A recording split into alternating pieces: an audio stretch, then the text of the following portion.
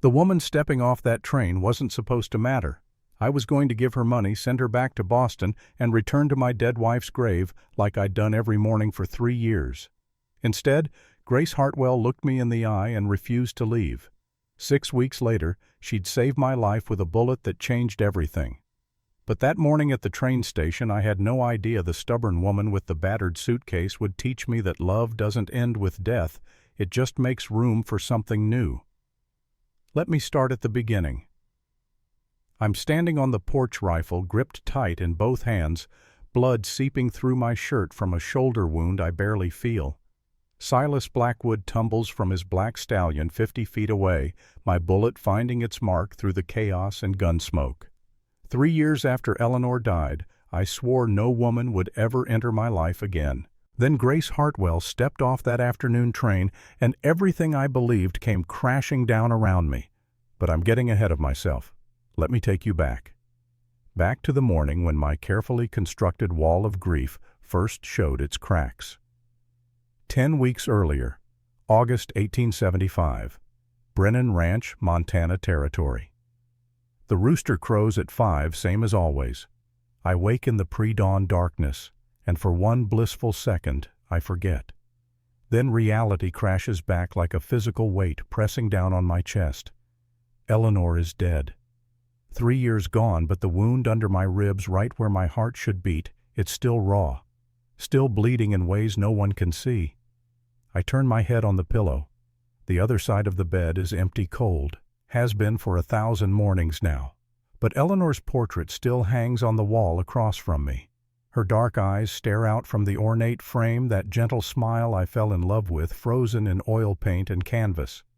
I keep meaning to put it away. Keep telling myself that today will be the day I pack up her things, move them to the attic, start living instead of just existing. Today is not that day. I swing my legs out of bed boots, hitting the rough wood floor with a hollow thud. The room is sparse. A bed, a dresser, a washstand, that portrait. Nothing else.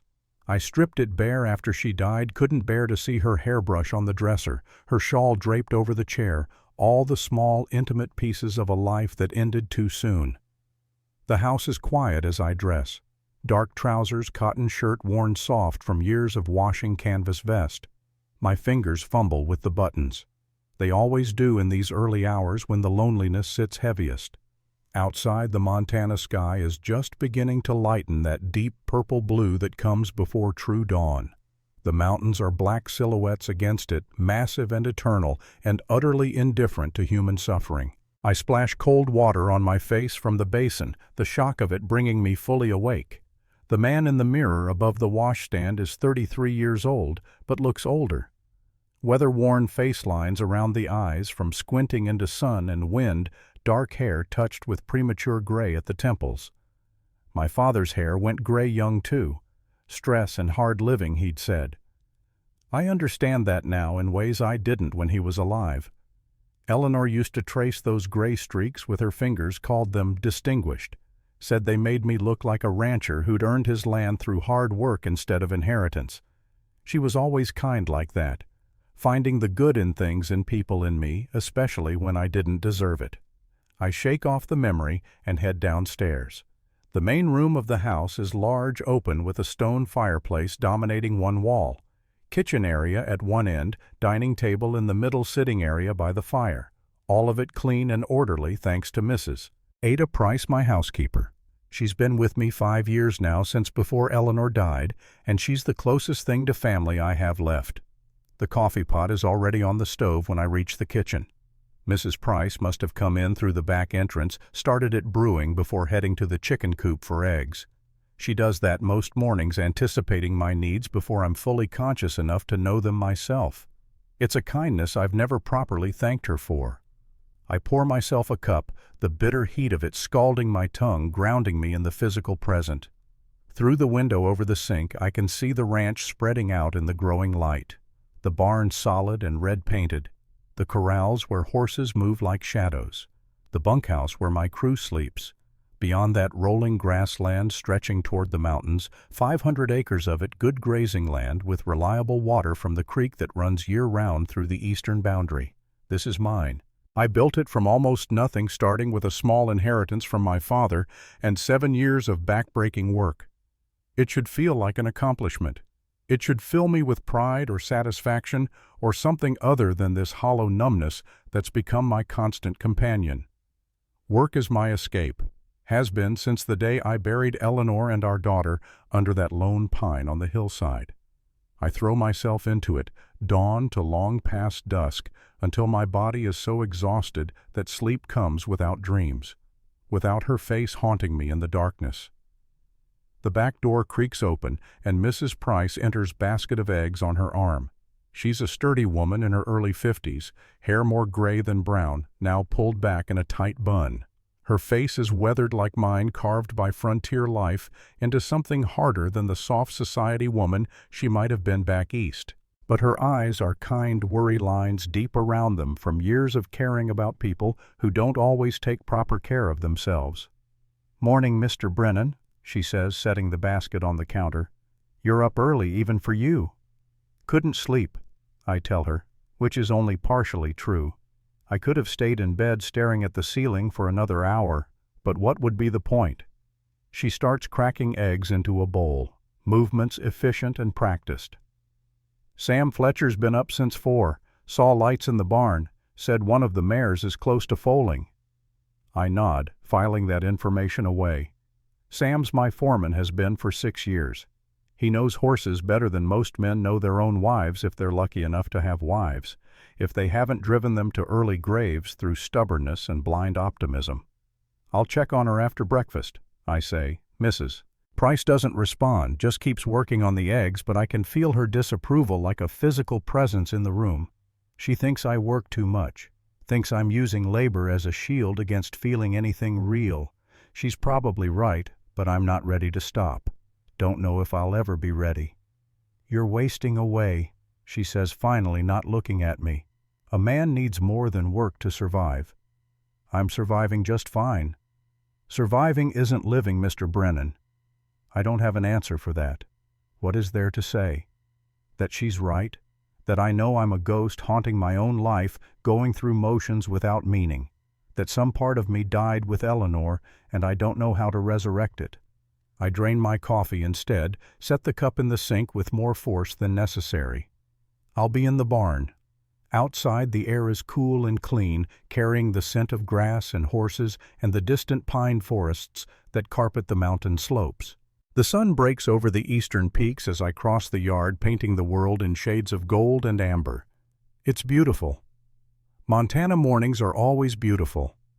I've stopped letting myself notice. The barn is warm with animal heat and sweet with hay. Sam Fletcher is in the far stall, crouched beside the laboring mare. He's 40 years old, face weathered dark by sun and wind, body lean and hard from decades of ranch work. His hands are gentle on the horse's neck, murmuring soft words I can't quite hear. "How's she doing?" I ask, approaching quietly so as not to spook the animal. Sam glances up, gives me a slight nod. "She's fine. First-time mother, a bit nervous but strong. Should have a healthy foal by noon." I lean against the stall door, watching. There's something peaceful about this witnessing new life entering the world. It's a counterbalance to all the death I've seen. The war, Eleanor, the baby, the constant attrition of ranch life where animals sicken and die and have to be buried or burned. "Boss?" Sam says after a moment, his tone shifting to something more serious. "We need to talk."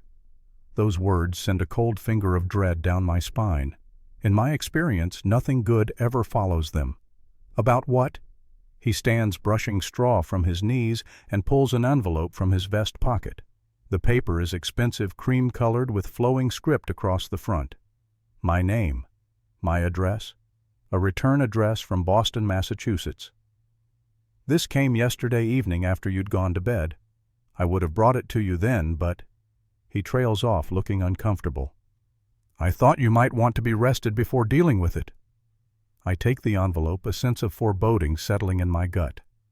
I don't know anyone in Boston. Have no business there. The script is feminine, elegant, the kind of careful penmanship taught to wealthy girls in finishing schools. "What is this?" I ask, though part of me already knows. already understands on some instinctual level that whatever is in this envelope is going to change everything. "Open it," Sam says gently. My fingers feel thick and clumsy as I break the seal, pull out the letter inside. The same elegant handwriting covers the page, and as I read the bottom, drops out of my world. Dear Mr. Brennan, this letter serves to confirm the arrangements made through the Boston Ladies Matrimonial Agency on your behalf by Mr. Gerald Henderson of Silver Creek, Montana Territory. As per the contract signed and fees paid in full, Miss Grace Hartwell will arrive in Silver Creek on Tuesday, August 17, 1875, aboard the 12:15 afternoon train from Billings. Miss Hartwell is 23 years of age, of good character and education, seeking respectable marriage to a gentleman of means and standing. She has been informed of your situation as a widower and rancher and accepts these circumstances. We trust this arrangement will prove satisfactory to all parties. The letter goes on listing details about luggage and travel expenses and other things that blur together as blood rushes in my ears. What the hell is this? I demand, looking up at Sam. I never arranged for a mail-order bride. I never contacted any agency. Who is Gerald Henderson? Sam's face is carefully neutral. Old man Henderson, boss. Your neighbor to the west. He passed away last month. Remember, heart attack? I do remember. Henderson was 72, a widower himself, living alone on a failing homestead. We'd been friendly enough, shared meals, occasionally helped each other with fence repairs. But this, why would he do this? The question comes out strangled. Why would he arrange a marriage for me without my knowledge or consent? I talked to his son when they came to settle the estate. Sam says quietly, Jake said the old man was worried about you, thought you were wasting away out here alone. He talked about it for months, apparently, how someone needed to step in before you worked yourself to death. I crumple the letter in my fist, rage and panic warring in my chest. He had no right to interfere in my life like this. No, Sam agrees. He didn't. But his intentions were good, boss. Misguided maybe, but good. I don't care about his intentions. I care that some woman is on a train right now traveling across the country under false pretenses, thinking she's coming here to marry me when I never agreed to any of this. Sam is silent for a moment. Then, what are you going to do? What am I going to do? The train arrives in 3 days. 3 days until a stranger shows up expecting to become my wife, expecting a life I can't give her because I have nothing left to give. Send a telegram. I say, my voice rough. Tell her there's been a mistake. Tell her to turn around and go back to Boston. Already tried that, boss. Yesterday, soon as I read the letter. No response. Of course not. She's probably already left Boston, is somewhere in between here and there with no way to receive messages. And even if she could, would she turn back? A woman desperate enough to become a mail-order bride is a woman with limited options. She might not have anywhere to return to. I think of Eleanor suddenly, how she came west with me full of hope and dreams. How I promised her a good life, prosperity, happiness. How I failed to deliver on every one of those promises. How she died scared and in pain while I stood helpless, unable to save her or our child. I'll refuse her at the station, I say, though the words feel like stones in my mouth. Give her money for a return ticket. It's not her fault Henderson was a meddling old fool, but I won't do this. Sam looks at me with something that might be pity. You sure about that, boss? What choice do I have? I'm not going to marry a stranger because my neighbor thought he knew what was best for me. Eleanor's been dead 3 years. That doesn't mean I'm ready to replace her. No one's talking about replacing her, Sam says carefully. But boss, you're not living. You're just existing, going through the motions. Maybe this girl could be a fresh start, a chance to build something new instead of mourning something lost. I don't want something new. The words come out harsh, louder than I intended. The mare in the stall shifts nervously, and I force myself to lower my voice. I want Eleanor back. I want our daughter alive. I want to undo every decision that led to that God-forsaken day. Since I can't have any of that, I'll settle for being left alone. Sam doesn't argue. He knows me well enough to recognize when I've made up my mind, but his eyes are sad as he nods, turning back to the laboring mare. I leave the barn, the crumpled letter still clenched in my fist, and walk up the hillside to the lone pine tree that marks Eleanor's grave. I've worn a path in the grass with my footsteps coming up here most mornings to talk to her, to tell her about the ranch, about the weather, about nothing important, because the only important thing is gone. Her headstone is simple. White marble which cost more than I could afford, but which she deserved. Eleanor Brennan, beloved wife, 1849 to 1872, and their daughter name unspoken 2 hours in this world. We never named the baby, never had the chance. She was born blue and silent, lived just long enough for Eleanor to hold her once before the light faded from both their eyes. The doctor said sometimes it happens that way. Complications. Blood loss. Nothing anyone could have done.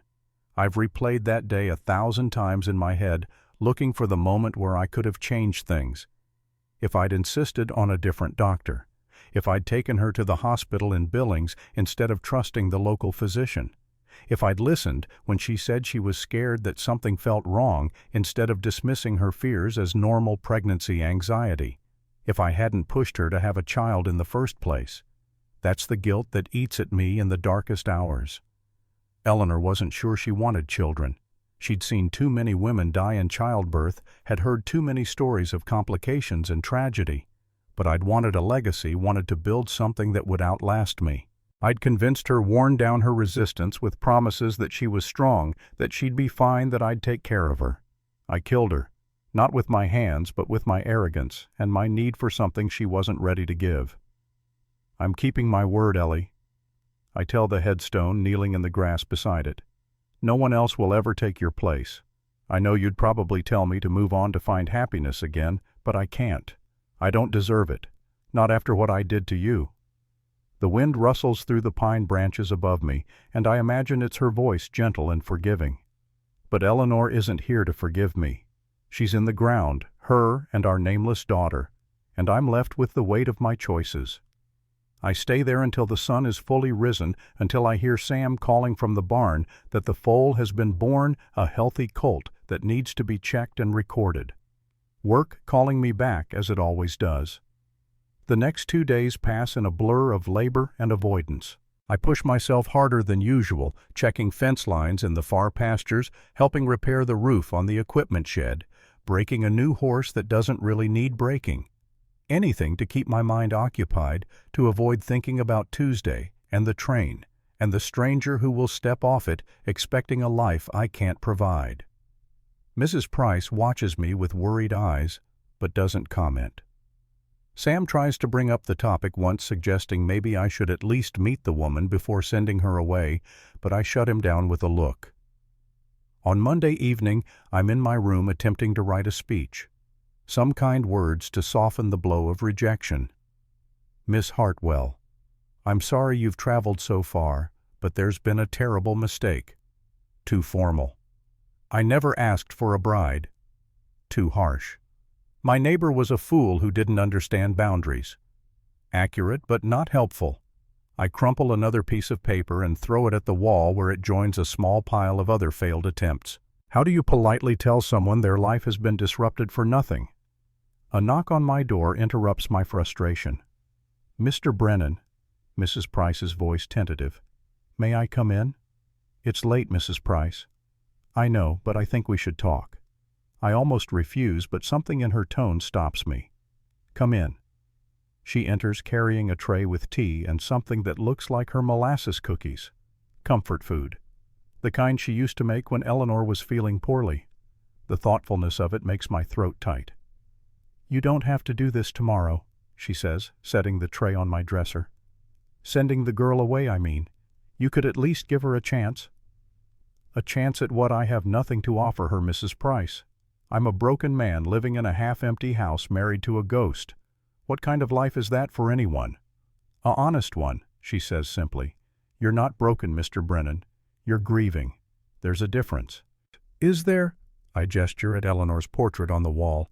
I can't even take down a painting, can't pack away her things, can't move forward because I'm stuck in the past in guilt and regret and the knowledge that I failed the one person who trusted me most.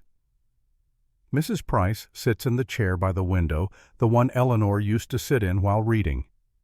Eleanor's death wasn't your fault. Wasn't it I pushed her to have a child when she was scared? I told her everything would be fine when I had no way of knowing that. I promised to protect her, and I failed. You loved her, Mrs. Price says firmly, and she loved you. She chose to trust you, chose to try for a family, because she wanted that life with you. That was her decision, Mr. Brennan, not yours alone. And yes, it ended in tragedy, but you can't carry the weight of that forever. It'll crush you. Maybe I deserve to be crushed. She comes to stand beside me, places a weathered hand on my shoulder. Maybe you deserve a second chance. Maybe this girl showing up isn't a mistake or an intrusion. Maybe it's an opportunity. I don't believe in opportunities anymore, just consequences. Then make this consequence count for something. She squeezes my shoulder gently. At least meet her. Give her the respect of a face-to-face conversation instead of a telegram or a handed-off rejection. She's traveled across the country on faith that someone would be waiting for her. The least you can do is be that someone, even if it's just to say goodbye properly. She leaves before I can respond, and I'm alone again with Eleanor's portrait and my spiraling thoughts. I know Mrs. Price is right. The decent thing, the honorable thing is to meet this Grace Hartwell in person, to explain the situation, to ensure she has the resources to return home safely. But the thought of it terrifies me in ways I can't fully articulate. Not the woman herself, but what she represents. Change. Movement. The possibility of a future that doesn't revolve around grief and penance. I'm not sure I'm ready for that. Not sure I'll ever be. Tuesday morning dawns clear and bright, the kind of perfect August day that makes Montana look like paradise. I dress with unusual care, clean shirt, brushed vest, even attempt to tame my hair with water, though it's a losing battle. If I'm going to reject a woman at a train station, the least I can do is look presentable while doing it. Sam is waiting by the buggy when I come outside, reins already in hand. You want me to come with you? I consider it. Having backup might make this easier, or it might make me look like a coward who can't face a woman alone. No, I should do this myself. Boss. He hesitates, then says, just remember she's probably as scared as you are, maybe more. She's the one who traveled into unknown territory trusting that a stranger would treat her right. The weight of that responsibility settles on my shoulders like a physical burden. I'll be kind, give her money for a return ticket. That's all I can offer. Sometimes kindness is enough. The ride into Silver Creek takes about an hour. The town sits in a wide valley between mountain ranges, the kind of place that started as a mining camp and evolved into something more permanent when the silver ran out, but the ranchers stayed.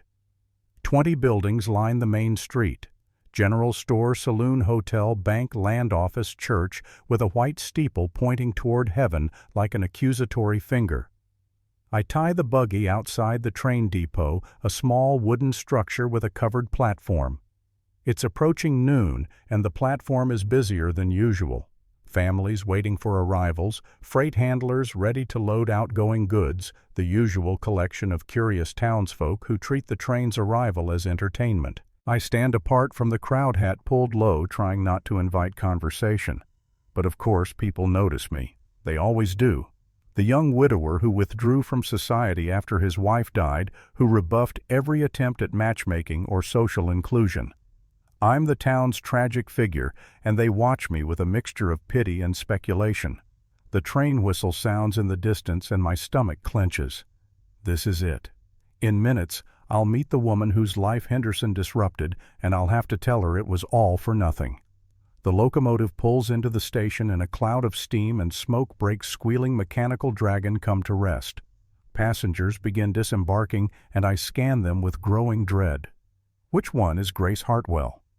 The older woman in the severe black dress. The young mother with 2 small children. The painted lady who's clearly a saloon girl looking for new territory. Then I see her. She's standing on the platform steps, one hand gripping the railing, the other clutching a worn leather suitcase. Not beautiful, not in the classic sense. No porcelain skin or golden curls or delicate features. but there's something arresting about her nonetheless. Dark brown hair pulled back severely from a face that's all angles and determination. Medium height, slender, but not frail. She's wearing a simple gray traveling dress that's been mended in several places, and her hands on the suitcase are work-roughened, not the soft hands of a pampered city woman. But it's her eyes that capture my attention. Even from this distance I can see them. Not quite brown, not quite green, some shade in between. And in them I see not fear exactly, but a kind of fierce resolve. This is a woman who's afraid, but won't let that fear control her. She steps fully onto the platform and looks around searching. When her gaze lands on me, I see the question in her expression, the hope, the desperate need for this to be real, for someone to be waiting for her. I force my feet to move, crossing the distance between us. Up close, she's younger than I expected. 23, the letter said, but she has an old soul's eyes, the kind that have seen too much hardship too soon. There's a healing bruise on her left wrist, barely visible under her sleeve cuff. Another story there, probably a bad one. Miss Hartwell. My voice comes out rougher than intended. Her chin lifts slightly, that gesture of pride I'll come to know well. Mr. Brennan. Yes, I'm James Brennan. Most folks call me Cole. She sets down her suitcase and executes a perfect curtsy, the kind they probably teach in finishing schools back east. It's absurd here on a dusty Montana platform, and I see color rise in her cheeks as she realizes it. Mr. Brennan, she begins, but I cut her off because I can't bear to hear hope in her voice when I'm about to crush it. I need to be honest with you, Miss Hartwell. There's been a mistake, a terrible mistake. I watch her face as understanding dawns. The hope draining away, replaced by something that might be devastation if she'd let herself show it. But she doesn't. She schools her features into careful neutrality, and that control somehow makes it worse. I see, she says quietly. My neighbor Gerald Henderson, he arranged this without my knowledge. I only learned about it 3 days ago. He died last month before he could cancel the arrangement or tell me about it. I tried to send word to stop you from making the journey, but you'd already left. She nods once, sharp and decisive. I understand. I'll pay for your return ticket, plus $200 for your trouble and the wasted journey. You can stay at the hotel in town until the eastbound train comes through day after tomorrow. I don't want charity, Mr. Brennan. The words are clipped pride evident in every syllable. It's not charity. It's compensation for a journey made under false pretenses.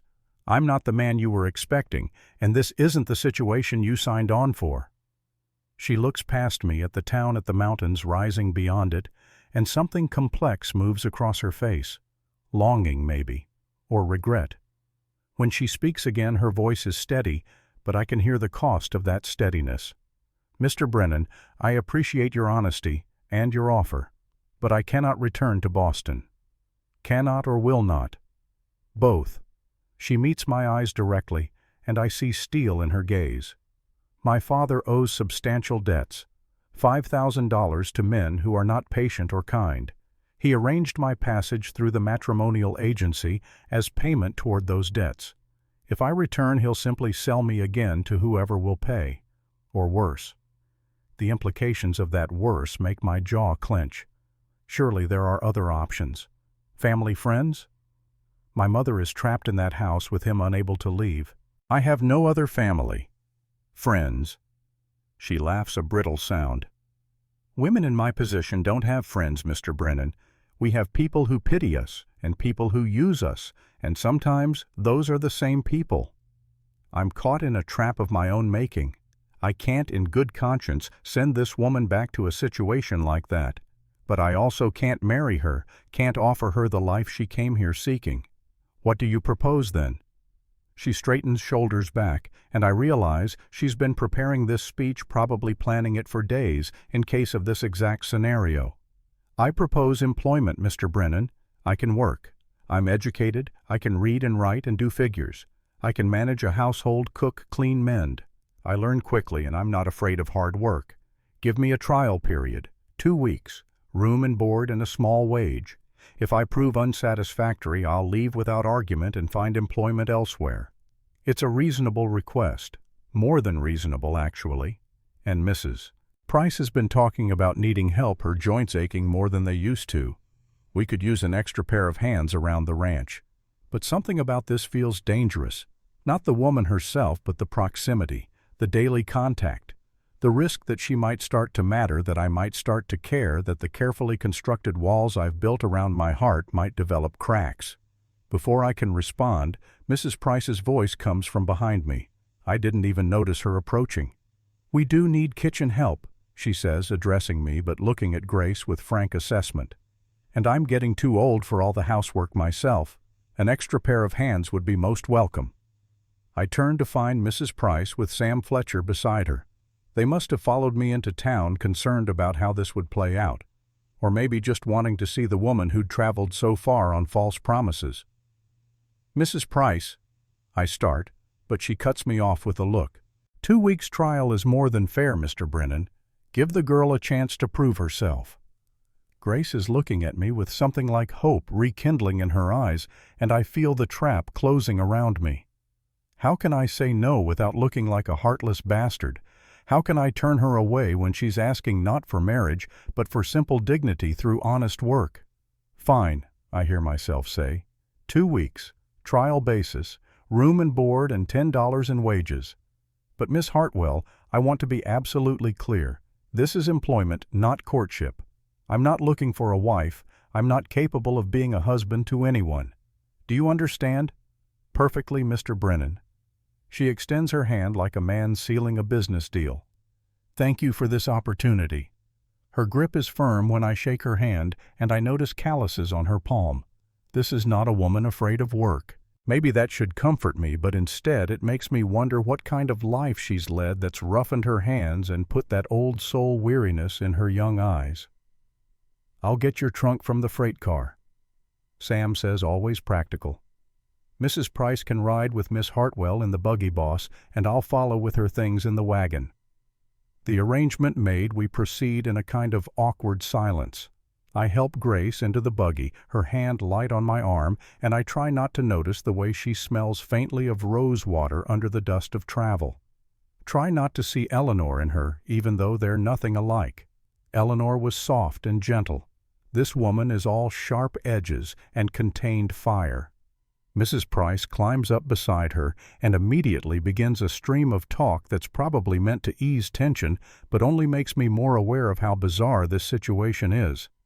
I'm bringing home a mail-order bride as an employee. What will people say? What will they think? The answer comes to me with brutal clarity. They'll think exactly what they thought before, that I'm that tragic widower unable to move forward, clinging to the past. And they'll be right. The ride back to the ranch is interminable. I keep my eyes on the road, but I'm hyper-aware of the woman sitting behind me.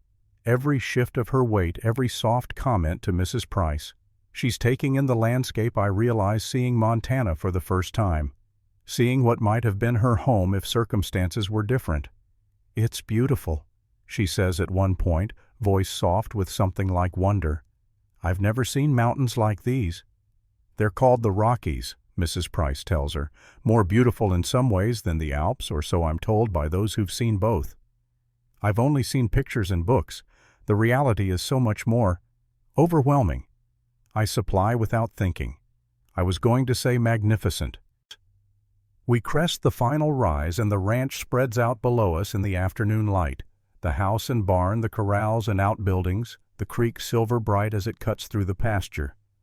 500 acres of Montana Valley, hard-won and well-maintained. It should fill me with pride. Instead, I just feel tired. Grace leans forward slightly, and I hear her breath catch. "This is all yours." "Mine and the bank's," I say, "still paying it off." "It's remarkable. You must have worked very hard to build all this." I have. 7 years of 16-hour days of hands blistered and then calloused, of winters so cold I thought I might lose fingers or toes, of summers so hot the grass turned brown and water became more precious than gold. Eleanor helped in those early years, keeping the books, managing the household, standing beside me through every challenge. Then she died, and all that work felt meaningless. What's the point of building an empire when you have no one to share it with, no one to pass it on to? Hard work is all I know. I tell Grace, and it's more honest than I intended. Sam is already at the ranch when we arrive, Grace's trunk unloaded and waiting on the porch. The crew has gathered curious about the stranger. Tom Whitfield, my horse handler, a grizzled man in his 50s. Young Billy Cooper, barely 20, eager and earnest. They watch as I help Grace down from the buggy, and I can see questions in their eyes. "Men?" I say, keeping my voice level and professional. "This is Miss Grace Hartwell. She'll be helping Mrs. Price with household duties for a trial period. I expect you to treat her with respect." They nod, murmur greetings. Billy practically trips over himself to tip his hat, and I make a mental note to talk to him about keeping proper boundaries. The last thing I need is romantic complications among my crew. "I'll show you to your room, Mrs." Price says to Grace. "Mr. Brennan, can you bring the trunk?" I lift the trunk, surprised by its weight or lack thereof. This is everything she owns in the world, and it weighs less than a saddle. What kind of life has she left behind that she could pack it so completely into one small trunk? The house feels different with her in it. I can't explain how, but her presence changes something fundamental about the space. Maybe it's just that there's a woman here who isn't Eleanor, who isn't a ghost who breathes and moves and takes up room in the physical world. Mrs. Price leads her to the middle bedroom, the one between mine and the guest room. It's furnished simply bed and dresser and washstand, but it's clean and the window looks out over the valley toward the mountains. Eleanor's room had the sunrise view. This one gets the sunset. "It's lovely," Grace says, setting her worn carpet bag on the bed. "More than adequate." "Bathroom's down the hall," Mrs. Price tells her. "We've got running water heated by the cook stove. Meals are at 6, noon, and 6. Everyone eats together family style. We're informal here, but Mr. Brennan appreciates punctuality." Grace nods, taking it all in. I set her trunk at the foot of the bed and retreat to the doorway, feeling like an intruder in my own house. "I'll let you get settled," I say. "Supper in 2 hours." I escape to the barn, need space and air and the familiar comfort of horses who don't ask questions or expect things I can't give. Sam finds me there 20 minutes later, mucking out stalls like a common hand instead of the owner. "You doing all right, boss?" Define all right. He leans against the stall door, studying me with those knowing eyes. Could be worse. She seems like a decent woman, polite, dignified. Not what I was expecting from a mail-order bride. What were you expecting? I don't know. Someone desperate, maybe. Someone with nowhere else to go and no other options. That's exactly what she is, Sam. That's why I couldn't send her away. He's quiet for a moment. You did the right thing offering her work. Did I? Or did I just complicate my life in ways I'm not equipped to handle? Maybe both. He shifts his weight and I hear the question coming before he asks it. What are you afraid of, boss? I stab the pitchfork into the hay with more force than necessary. I'm not afraid. Like hell you're not. You've been terrified since you read that letter. But I don't think you're scared of her. I think you're scared of yourself. Amateur philosophy doesn't suit you, Sam. Truth suits everyone. He pushes off from the door. Supper's in 1 hour and 40 minutes. Probably should clean up before then. Mrs. Price sets standards. He leaves me alone with my thoughts and the rhythmic work of mucking stalls. Sam's wrong, I tell myself. I'm not afraid. I'm just protecting what's left of my heart, guarding against further damage. There's nothing wrong with that. It's self-preservation, pure and simple. But as I work, I keep seeing Grace's face, the way her chin lifted when I told her it was a mistake, the steel in her eyes when she refused to go back to Boston, the careful control that suggested a woman who'd learned to hide her true feelings out of necessity. She reminds me of the horses I break, not broken in spirit but wary, defensive, ready to bolt at the first sign of rough handling but capable of loyalty and trust if treated with patience and kindness. Except I'm not trying to earn her trust. I'm trying to keep her at arm's length for 2 weeks and then send her on her way with a good reference and enough money to start fresh somewhere else. That's the plan. That's the only plan I can afford to have. Supper that evening is awkward in ways I didn't anticipate. Grace sits at the table with the rest of us crew and employer eating together as we always have. But her presence changes. The dynamic makes the men more aware of their manners. Billy drops his fork twice. Tom actually removes his hat before sitting down. Even Sam seems more formal than usual. Grace herself is quietly competent, accepting food when it's past eating with good manners, but no airs. She doesn't try to fill silences with nervous chatter, which I appreciate. Instead, she listens, observing the rhythms of conversation, learning the hierarchy and relationships through context. Mrs. Price asks her about the journey west, and Grace responds with carefully edited stories. The train ride, the changing landscape, the other passengers. Nothing too personal, nothing that might reveal too much about what she's running from. "You're educated," I find myself saying during a lull in conversation. "The letter mentioned that."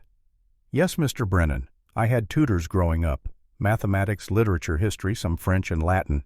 Expensive education for someone whose father has debt troubles." Her eyes flash with something that might be anger, quickly suppressed. "The debts are recent. My father's vices developed later in life, or perhaps simply worsened with time. The education was my mother's doing when she still had some control over household finances." "Can you manage accounts?" "Keep books." She nods. "I can. I managed our household accounts for 3 years before my father took over that duty and ran everything into the ground. I see an opening here, a way to make her genuinely useful rather than just another mouth to feed. The ranch accounts need attention. I've let them pile up the past few weeks. If you're willing, you could review them, make sure everything's in order." "I'd be happy to, Mr. Brennan." Sam catches my eye across the table, and I can see his approval. "Good. Give her real work, something that uses her skills. Make her feel valued. It's manipulation in a way, making sure she earns her place so thoroughly that I can't possibly feel guilty about the situation." After supper, Grace insists on helping Mrs. Price with the dishes, despite the older woman's protests. I retreat to my room, but I can hear them talking in the kitchen. Grace's voice is softer now, less guarded, as she answers questions about Boston and her family. I pull out Eleanor's journal, the one she kept during our first year on the ranch. It's become a kind of ritual, reading her words, remembering her voice. Tonight I open to a random page. "Cole worked from dawn to dusk again today. I worry he'll exhaust himself, but when I suggest rest, he just smiles and says we're building our future." I love his determination, but I wonder sometimes if he's running from something rather than running toward something. He never talks about his father's death, about the years before we met. Perhaps someday he'll trust me enough to share those shadows. Until then, I'll love the man he is and hope that's enough. The words hit like a fist to the gut. Eleanor saw through me, even then recognized the pattern I've repeated my whole life. Work as escape. Labor as anesthetic. Building walls of exhaustion so high that feelings can't climb over them. I close the journal and return it to its drawer. Tomorrow I'll give Grace the account book, set her up at the desk in the corner of the main room. Keep her busy, keep her occupied, keep her from becoming real in my mind. It's a good plan, a solid plan. It'll work perfectly as long as I don't make the mistake of seeing her as anything other than temporary help, as long as I don't let her matter. The first week passes in a careful dance of avoidance and proximity. Grace rises before dawn, same as me, and I hear her moving through the house while I dress. By the time I reach the kitchen, coffee is already brewing, and she's helping Mrs. Price prepare breakfast for the crew. She works with practiced ease, no wasted motion, no complaints about the early hour or the hard labor. I watch her when she doesn't know I'm looking. Can't seem to help myself. The way she kneads bread dough with strong, practiced hands. The concentration on her face as she studies the account books I gave her pencil, moving across the ledger pages as she makes corrections and notations. The small smile she allows herself when she thinks no one is watching, usually while looking out the window at the mountains. She's good with the books, better than I expected. On the third day, she presents me with a full accounting, pointing out areas where I've been overpaying for supplies, suggesting different vendors, showing me patterns in expenses I hadn't noticed. "You've been paying Henderson's feed bills," she says, finger tracing a line of entries. "Even after he died, the feed store has been charging you for both properties." I lean over her shoulder to look at the ledger, and I catch that faint rosewater scent again. Up close, I can see the fine lines of exhaustion around her eyes, the shadows that speak of too many sleepless nights. "I'll talk to them," I say, stepping back to put distance between us. "Good catch. There's more." She flips pages, shows me other discrepancies. "Your hay supplier has been shorting you by about 10% per delivery for the past 6 months. The math doesn't add up when I compare purchase orders to inventory records. That's nearly $500 in lost product."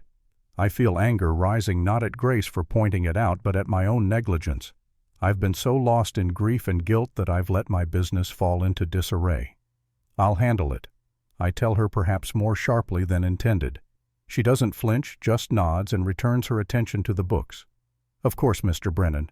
I've made notes of all the issues I found. The ranch is profitable, more so than you probably realize, but there are inefficiencies that could be corrected." "You have recommendations?" "Several, if you'd like to hear them." I pull up a chair, sitting across from her at the table. "I'm listening." She speaks for 20 minutes, outlining a plan for better resource management, suggesting improvements to purchasing and inventory systems, even proposing a way to negotiate better terms with the railroad for cattle shipments. It's clear, logical, and demonstrates a mind for business that most men don't possess, let alone women. "Where did you learn all this?" I ask when she finishes. "My father," ironically. Before he descended into vice, he was actually a successful merchant. I watched him conduct business, learned the principles of negotiation and resource management. I just applied those principles to ranching instead of dry goods." "It's impressive work, Miss Hartwell." Something flickers across her face at the formal address. Disappointment, maybe, or resignation. "Thank you, Mr. Brennan." The distance between us feels deliberate now, maintained by those formal names. Mr. Brennan and Miss Hartwell, employer and employee, nothing more. It's safer this way. Necessary. But that night, lying in bed, staring at the ceiling, I find myself thinking about her. Not in the way a man thinks about a woman he's attracted to, though I'd be lying if I said I hadn't noticed she's handsome in her own severe way.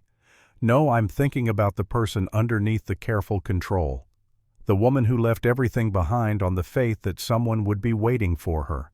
The survivor who refuses to go back to a situation that clearly damaged her.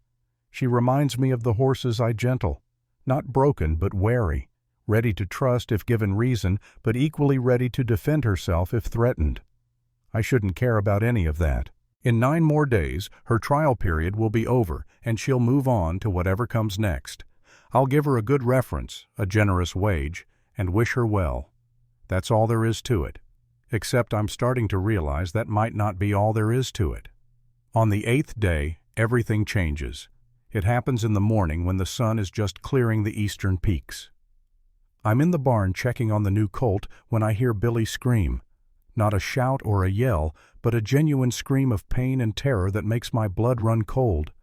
I sprint toward the sound, Sam and Tom right behind me.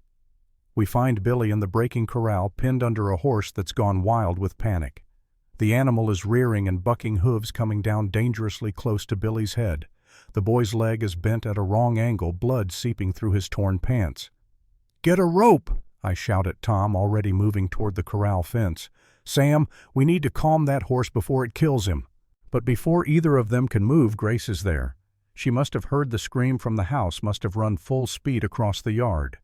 She climbs the corral fence with surprising agility, lands inside, and starts making soft clicking sounds with her tongue.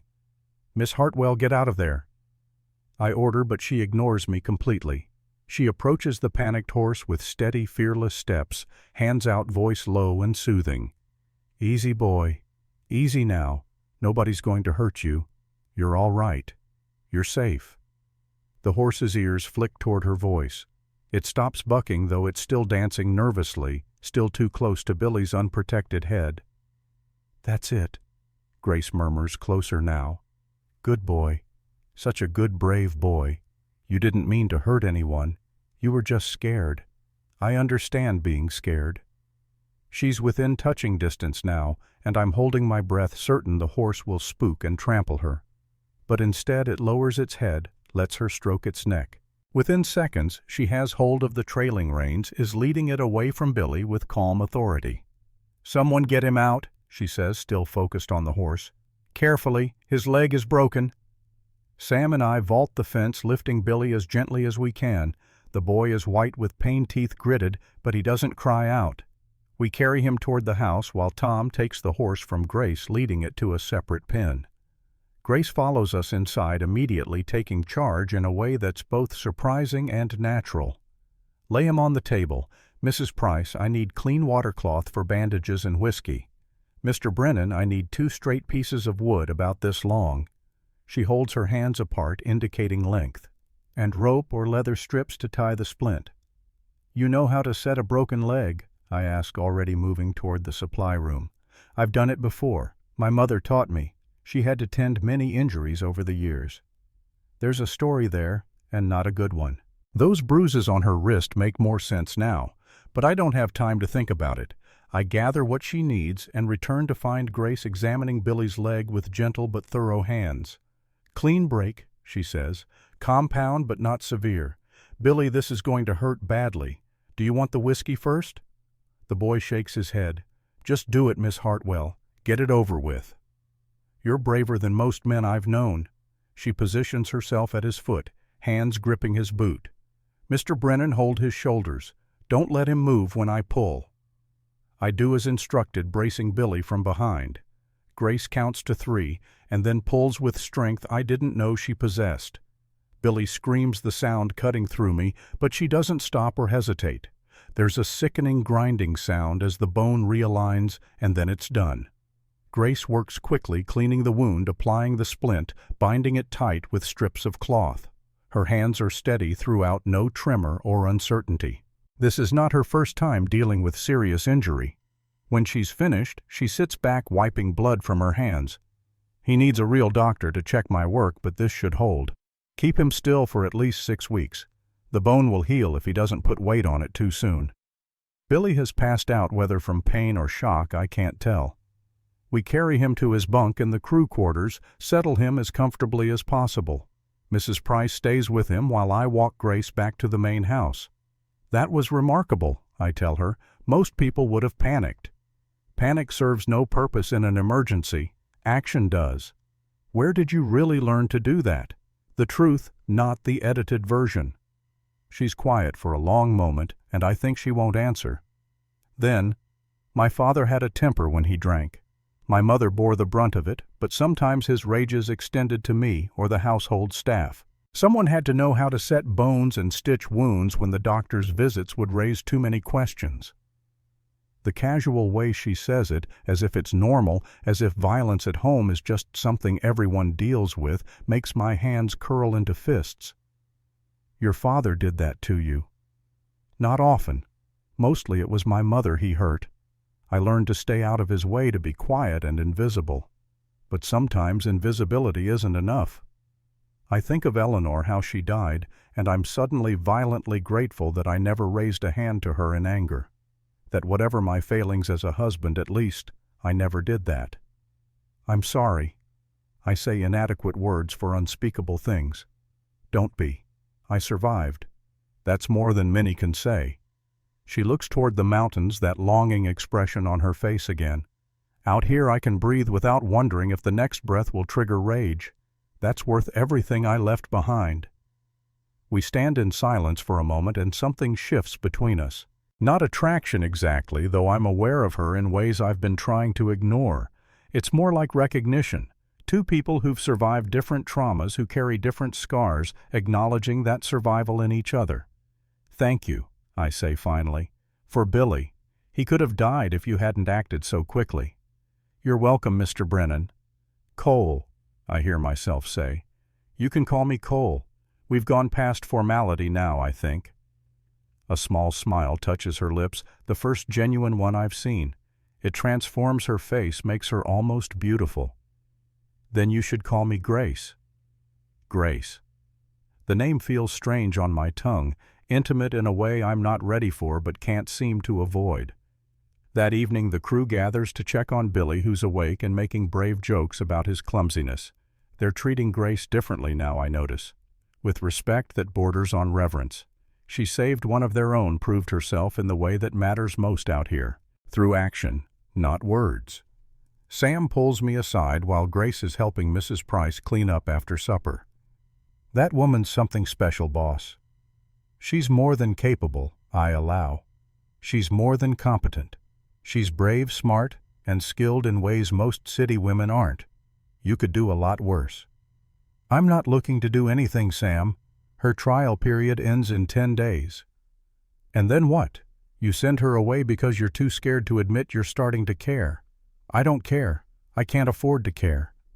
He looks at me with something like pity. Boss, you're already caring. I see it in how you watch her when you think no one's looking, how you position yourself between her and potential danger, how you always know where she is without looking. You're imagining things. Am I? Then why are your hands shaking right now? I look down and realize he's right. My hands are trembling, have been since I watched Grace walk into that corral with the panicked horse, since I imagined her being trampled dying because of Billy's accident. The thought of it makes something twist in my chest, painful and terrifying. It doesn't matter what I feel or don't feel, I say roughly. I have nothing to offer her, Sam. I'm still married to a ghost, still living in the past. What kind of life is that for anyone? Maybe that's a question you should let her answer instead of deciding for her.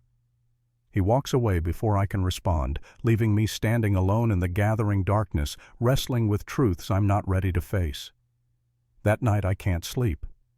I keep seeing Grace in that corral, fearless in the face of danger. Keep seeing her hands steady and sure setting Billy's broken leg. Keep seeing the shadows in her eyes when she talked about her father, about survival and invisibility. Around midnight I give up on sleep and go downstairs for coffee. The house is dark except for lamplight coming from the main room. Grace is there sitting at the table with the account book spread before her, still working despite the late hour. You should be sleeping, I say, and she startles, hand flying to her throat. I'm sorry, I didn't mean to wake you. I couldn't sleep, thought I'd make myself useful. You don't have to work every waking hour to earn your keep here, Grace. Force of habit, I suppose. My father always said idle hands were an invitation to sin. I pour 2 cups of coffee, bring one to her, sit down across the table. Your father sounds like a deeply unpleasant man. That's a diplomatic way of putting it. She wraps her hands around the cup, absorbing its warmth. He wasn't always terrible. When I was very young, before his business started failing, he could be kind, brought me sweets, told me stories. But then things went wrong. Money became tight, and the drinking started. The kindness disappeared. What about your mother? Why didn't she leave? Where would she go? Women don't have many options, Cole. We can't own property in our own names in most places, can't open bank accounts without a man's permission. Marriage is often a trap with no visible exit. The casual use of my given name sends a small shock through me. It sounds right, somehow natural, like she's been saying it for years instead of hours. It shouldn't be that way, I say. No, it shouldn't, but wishing doesn't change reality. She takes a sip of coffee, watching me over the rim of the cup. Your wife, Eleanor, what was she like? The question catches me off guard. Most people are too uncomfortable to ask about her directly, preferring to pretend she never existed rather than acknowledge the grief. She was gentle, I say after a moment. Kind. She saw the good in everything, even when circumstances were difficult. Especially then, actually. She had this ability to find hope in the darkest situations. You loved her very much. I did. I do. I correct myself because present tense feels more honest. She deserved better than what I gave her. What do you think you gave her? Death.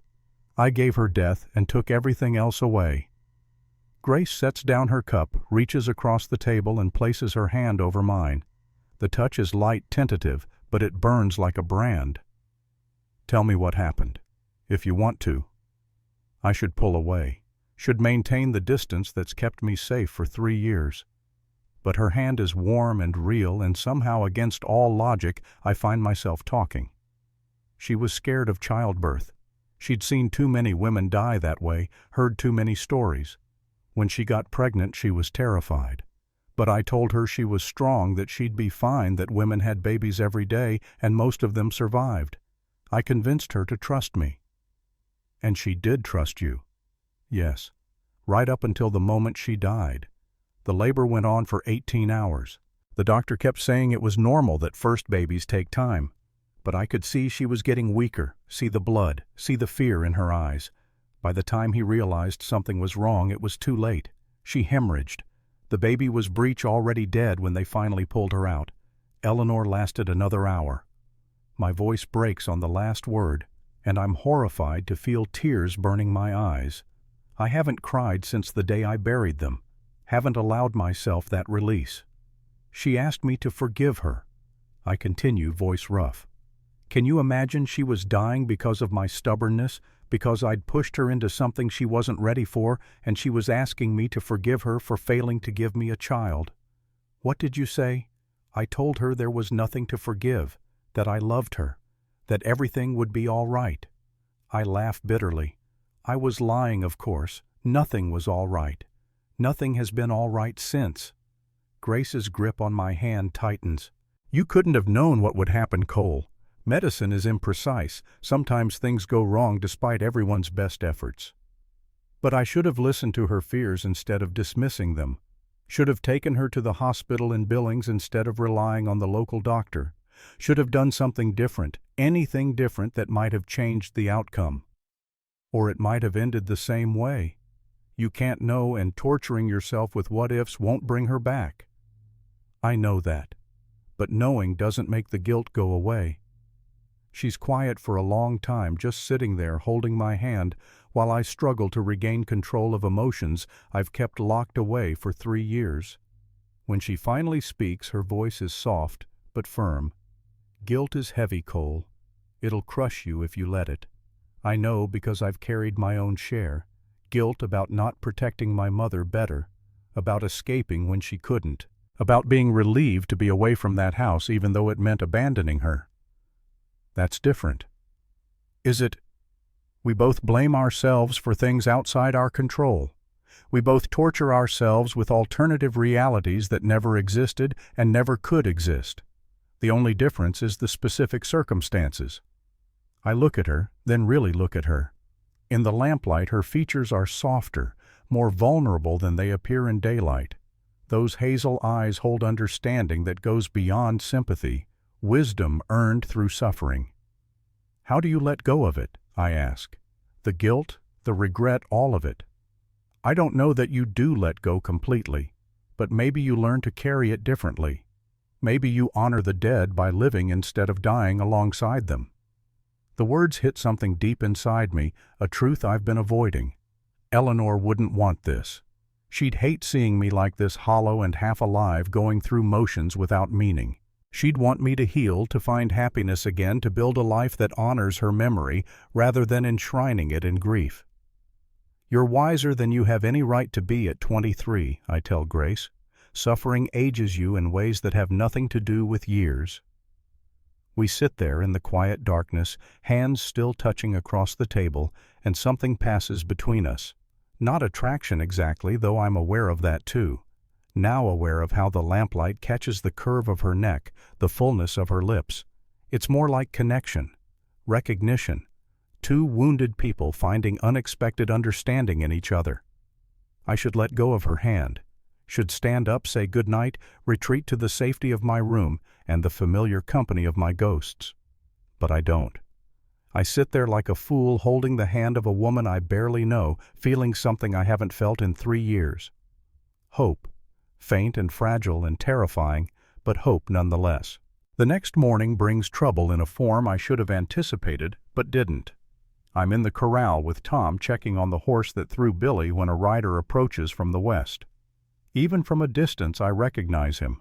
Silas Blackwood, our largest and most ruthless neighbor. Company, Tom mutters, and there's warning in his voice. Silas Blackwood is 48 years old and looks like the mountains carved him from granite. Tall and broad-shouldered with iron-gray hair and eyes the color of winter storms. He rides a black stallion that cost more than most men earn in 5 years, wears clothes tailored in San Francisco, and carries himself with the confidence of someone who's never been told no. He's been trying to buy my water rights for 2 years now. I've refused every offer, and the refusals have made him increasingly aggressive. He reins in his horse at the corral fence, looking down at me with something between contempt and calculation. "Brennan, heard you had some excitement yesterday. Boy get hurt. Broken leg, he'll be fine. Good help is hard to find. You can't afford to lose hands." His eyes sweep the property, taking inventory. "Speaking of which, I heard something interesting in town. You've taken on a woman. Mail-order bride, they say." I feel my jaw tighten. My business is my own Blackwood. Not when it affects the valley. You bringing in brides means you're planning to expand, probably going to need more water for more cattle. Water that should rightfully be shared among all the ranchers. I have legal rights to the water that runs through my property. The law is clear on that. Law is flexible, Brennan. Everything's negotiable. He shifts in his saddle, and I see the gun on his hip worn and used. "I'm prepared to offer you $4,000 for the eastern water rights. That's generous, more than fair. And I'm prepared to refuse, same as the last 5 times you asked." His face hardens. "You're making a mistake. This valley isn't big enough for everyone to prosper. Some of us need to consolidate resources for the good of all. By some of us, you mean you. By good of all, you mean your profit. Careful, Brennan. You're a widower living alone with a mail-order bride. That's a vulnerable position. Things happen on the frontier. Accidents, fires, missing cattle." He pauses, lets the threat hang in the air. "Would be a shame if that pretty woman you brought in got caught up in frontier troubles." The rage that rises in me is white-hot and barely controlled. I step closer to his horse hand, resting on my own gun. "If you threaten her again, Blackwood, you'll regret it." He smiles, cold and calculating. "I'm not threatening anyone, just stating facts. The frontier is dangerous. You should be more careful about who you bring into it." He wheels his horse and rides away at a casual pace, making it clear he's not intimidated. When he's out of sight, Sam appears from the barn, rifle in hand. "I was watching from the loft," he says. "Say the word boss and Blackwood becomes a very permanent former problem. No, we're not murderers, and he knows it. That's why he can make threats so freely." Then what do? We prepare. Double the guard rotations. No one goes anywhere alone, especially Grace. And I need to talk to the other small ranchers, see if we can form some kind of alliance. Blackwood's been pressuring all of us. Together we might have enough leverage to push back. That'll take time to organize. Then we'd better start now. That evening I tell Grace about the encounter over supper. The crew needs to know about the threat, and she's part of this household now, deserves to understand the situation. "Who is this Blackwood?" she asks when I finish. "The biggest rancher in the valley. He owns 15,000 acres, runs 5,000 head of cattle. Got rich during the silver boom, buying up claims from miners who went bust. Now he's trying to control all the water access. Why? Power. Control. In Montana, water is life. Control the water. Control everything else." She's quiet for a moment, that analytical look on her face that I've come to recognize. She's thinking, processing, planning. "You said other small ranchers face the same pressure. At least 6 that I know of. Patrick O'Brien to the south, Rebecca Hayes to the east, the Johansson brothers north. All of them have been harassed, had property damaged, lost cattle under suspicious circumstances. Then why haven't they organized against him? Fear. Blackwood's not above violence, and most of these families have children. They're afraid of retaliation. Fear is powerful, Grace says, but so is desperation. If you can make them see that fighting together is less risky than standing alone, you might have a chance." Sam looks at me across the table, eyebrows raised. "The lady has a point, boss." "I know she does." I turn to Grace. "You have experience with this kind of thing. Organizing people, I mean. My father's business failed partly because he couldn't build alliances with other merchants. He was too proud, too convinced he could succeed alone. I watched those who did form cooperatives prosper while he crumbled. The principle is the same whether you're selling dry goods or raising cattle. Could you help me draft some kind of agreement, something that would bind us together in mutual defense?" She nods slowly. "I could try, but I'd need information. Water rights documents, property surveys, anything that establishes legal claims. And I'd need to understand the specific threats each rancher faces. I can get you all of that. Over the next 3 days, Grace and I worked together, poring over maps and documents, drafting agreements and strategies.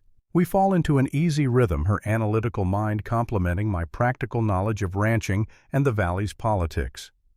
We work late most nights, and Mrs. Price starts leaving coffee and cookies out for us like we're children studying for exams. It should feel strange, this domestic intimacy, but instead it feels natural, right even. On the 4th night, Grace leans back in her chair, rubbing tired eyes. I think I have something workable, a confederation of sorts with shared water rights managed by committee mutual defense agreements and provisions for combined purchasing power. Let me see. She hands over the documents, and I'm impressed by the thoroughness of her work. She's thought of everything from dispute resolution mechanisms to succession planning in case a rancher dies or sells their land. This is brilliant, Grace. It's practical. Whether the other ranchers will agree to it is another question entirely. There's only one way to find out. I'll send word tomorrow, invite them here for a meeting. She nods, then stands to stretch. The movement pulls her dress tight across her body, and I'm suddenly acutely aware that we're alone in the lamplight, that she's beautiful in her severe way, that I've been fighting an attraction that grows stronger every day.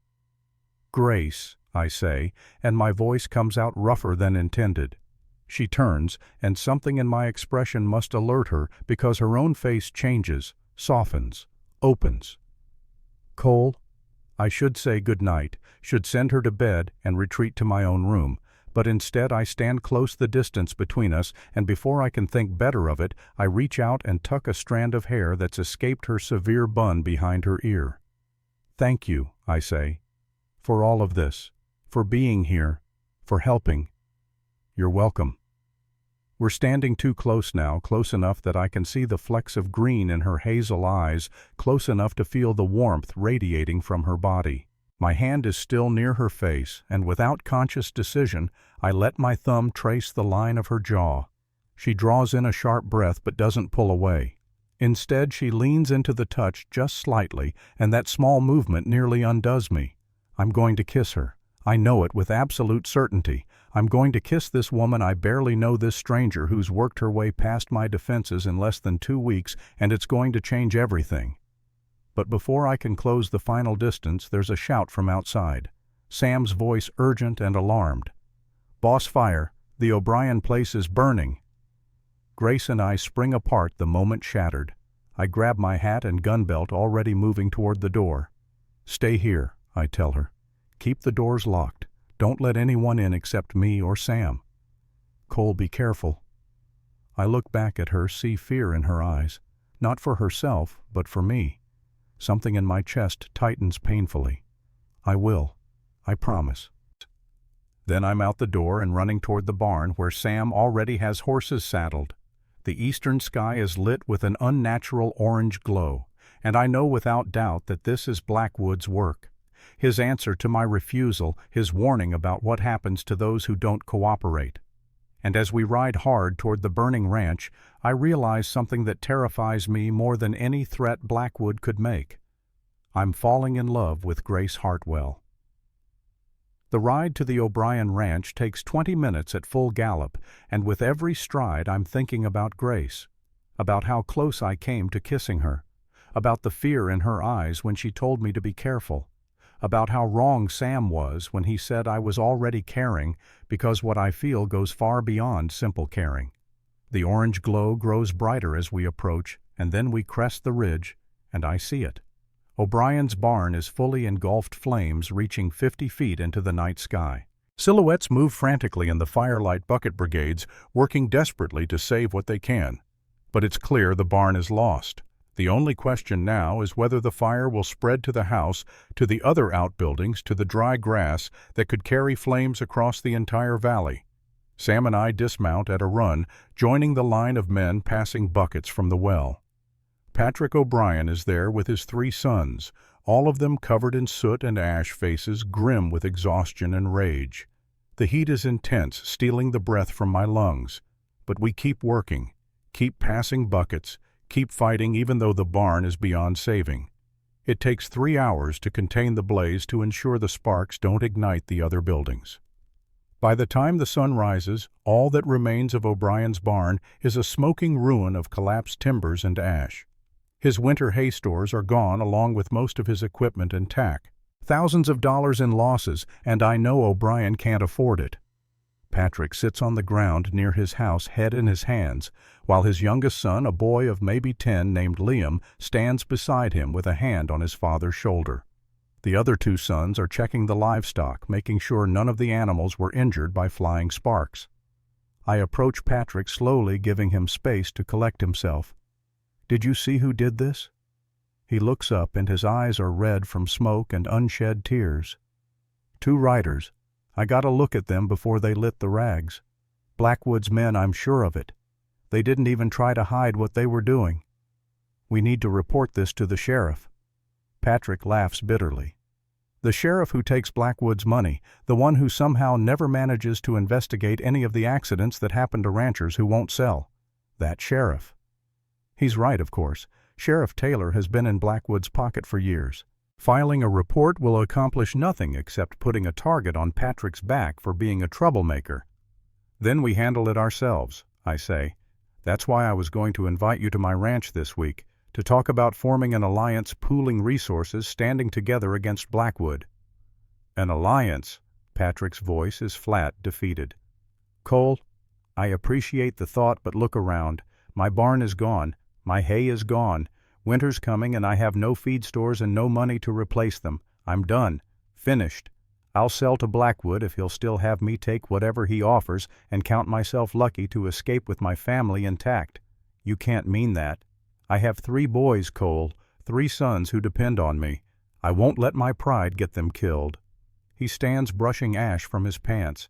"You're a good man, and I respect what you're trying to do, but I can't fight this fight. Not anymore." He walks toward his house, shoulders slumped in defeat, and I want to call after him to convince him that surrender is worse than resistance. But what right do I have to ask him to risk his children for a principle? Sam appears at my elbow, face grim. "We staying to help clean up?" "Yeah, we'll do what we can." We spend the morning helping the O'Briens salvage what little survived the fire. It's back-breaking work digging through hot ash and collapsed timbers, pulling out tools that can be repaired, equipment that might be salvageable. The boys work alongside us, young faces set with determination that breaks my heart. Around noon, more riders arrive. Rebecca Hayes, the widow who owns the ranch east of mine. The Johansson brothers, Eric and Lars, Swedish immigrants who've carved out a decent living on their homestead. Daniel Ortega, quiet and watchful. They've heard about the fire, come to offer help. As we work, I tell them about my plan for an alliance, about Grace's documents and strategies, about the strength we could have if we stood together instead of letting Blackwood pick us off one by one. Rebecca is the first to speak. "I'm in. I've been alone too long, trying to manage everything myself since my husband died. If there's a way to push back against Blackwood, I want to be part of it." "Us too." Eric Johansson says, his brother nodding agreement. In the old country, we learned that unity is survival. Same principle applies here. Daniel Ortega is quiet for a long moment, then says, "Blackwood bought my neighbor's land last year after mysterious fires destroyed most of his cattle. I know I'm next if I don't do something. Count me in." The widow Hayes turns to Patrick. "What about you, O'Brien? You in or out?" Patrick looks at his sons, at his ruined barn, at the other ranchers watching him. "I can't. I'm sorry, but I have too much to lose." "You have more to lose by surrendering," Rebecca says sharply. "Blackwood won't stop with your land. He'll want your sons working for wages on property that used to be yours. He'll own your water, your livelihood, your future. Is that what you want for them?" "I want them alive." "Then fight for that life. Standing together gives us better odds than standing alone." Patrick's youngest son, Liam, tugs on his father's sleeve. "Duh. Are you a coward?" The question lands like a physical blow. Patrick's face goes white, then red. "What did you say, boy?" "I asked if you're a coward, because that's what the other boys at school say, that the O'Briens are cowards who let Blackwood push them around. I told them they were liars, Told them my daw was the bravest man I know. Was I wrong?" Patrick stares at his son, and I see something break inside him. Not in a bad way, but like a dam finally giving way. "No," he says quietly. "You weren't wrong." He straightens his shoulders, looks around at all of us. "I'm in. God help me, I'm in. My sons deserve better than to grow up watching their father surrender. If we're going to fight, let's fight smart." Relief washes over me. "Come to my ranch tomorrow evening, all of you. Grace has drawn up document strategies. We'll formalize this alliance properly."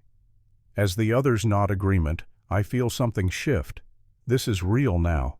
We're committed to this course for better or worse, and I know Blackwood will see it as a declaration of war. The ride back to my ranch is quiet. Sam and I are both exhausted, covered in soot, aching from hours of physical labor. But there's a grim satisfaction, too. We're doing something instead of just accepting Blackwood's tyranny. "You think this will work, boss?" Sam asks as we approach the ranch. "I think we have to try. The alternative is watching everything we've built get swallowed by that man's greed. And if he retaliates, he will retaliate. Question is whether we can withstand it." Grace is waiting on the porch when we ride in. She must have been watching for us all morning because she's still wearing the same dress from last night, and there are dark circles under her eyes. When she sees me, relief floods her face, and she runs to meet us. "Thank God," she breathes. "I've been imagining the worst all morning. Are you hurt?" "Just tired and filthy. The O'Brien barn is gone, but everyone's safe." She helps me dismount, her hands lingering on my arms longer than necessary. "Come inside. I have coffee ready, and Mrs. Price made food." While Sam tends the horses, I follow Grace into the house. Mrs. Price takes one look at me and orders me to wash up before I track soot everywhere. I clean up as best I can at the pump outside, stripping off my ruined shirt and scrubbing ash from my face and arms. When I come back inside, Grace has laid out bread, cheese, cold meat. Simple fare, but I'm hungry enough that it tastes like a feast. I eat mechanically while telling her about the morning, about Patrick's initial refusal, and then his son's question that changed his mind. "Children have a way of cutting through complications to simple truths," Grace says. The boy was right. His father would have been a coward to surrender. Not everyone sees it that way. Patrick has real reasons to be afraid. Of course he does. Fear is rational when the threat is real. But bravery isn't the absence of fear. It's action despite fear. I look at her, this woman who's been in Montana less than 2 weeks, but already understands the fundamental truth of frontier survival. You're not afraid of Blackwood. I'm terrified of him, of what he represents. But I've lived too long under the thumb of bullies to surrender to another one without a fight. Your father. And others. Men who think women are property to be controlled, who use threats and violence to maintain power. Blackwood is cut from the same cloth.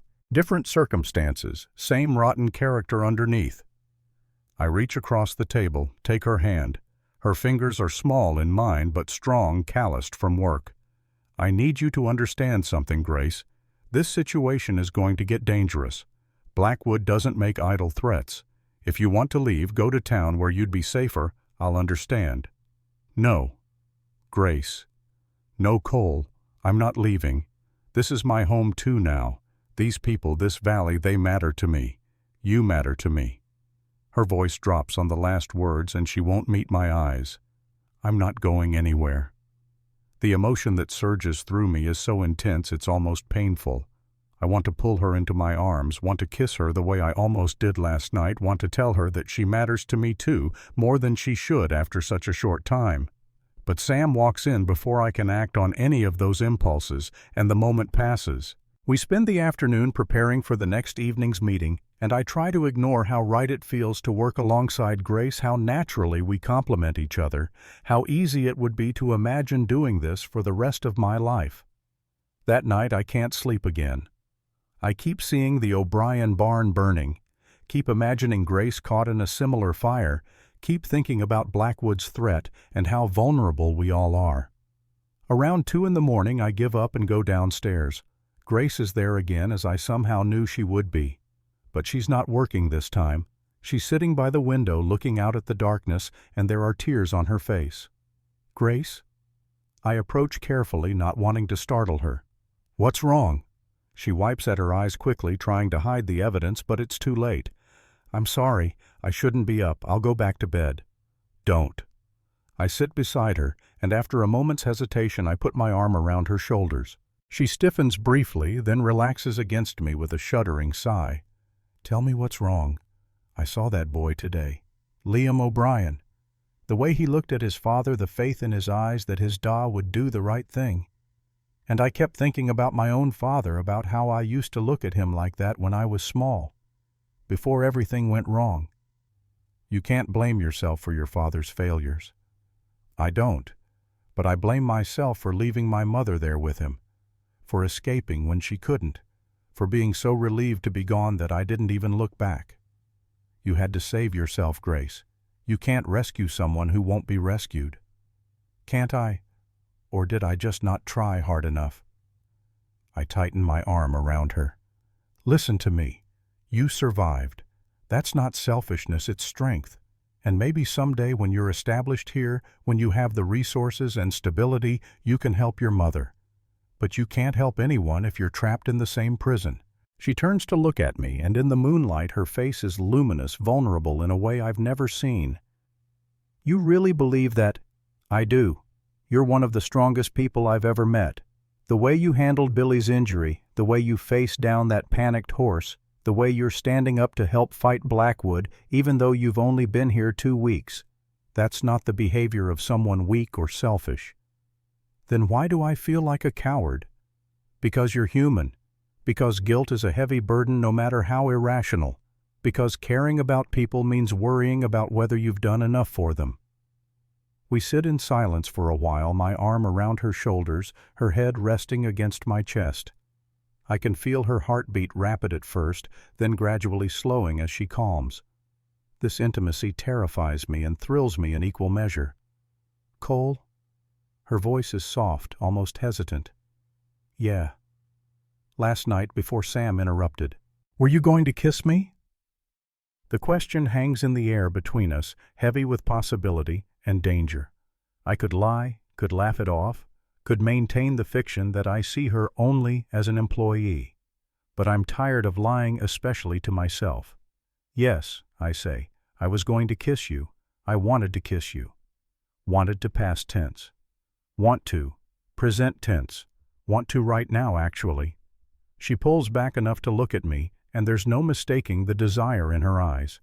Then why don't you? Because I'm still married to a ghost. Because I don't know if I can give you what you deserve. Because I'm terrified that if I start this, if I let myself care about you the way I'm starting to care, I'll fail you the same way I failed Eleanor.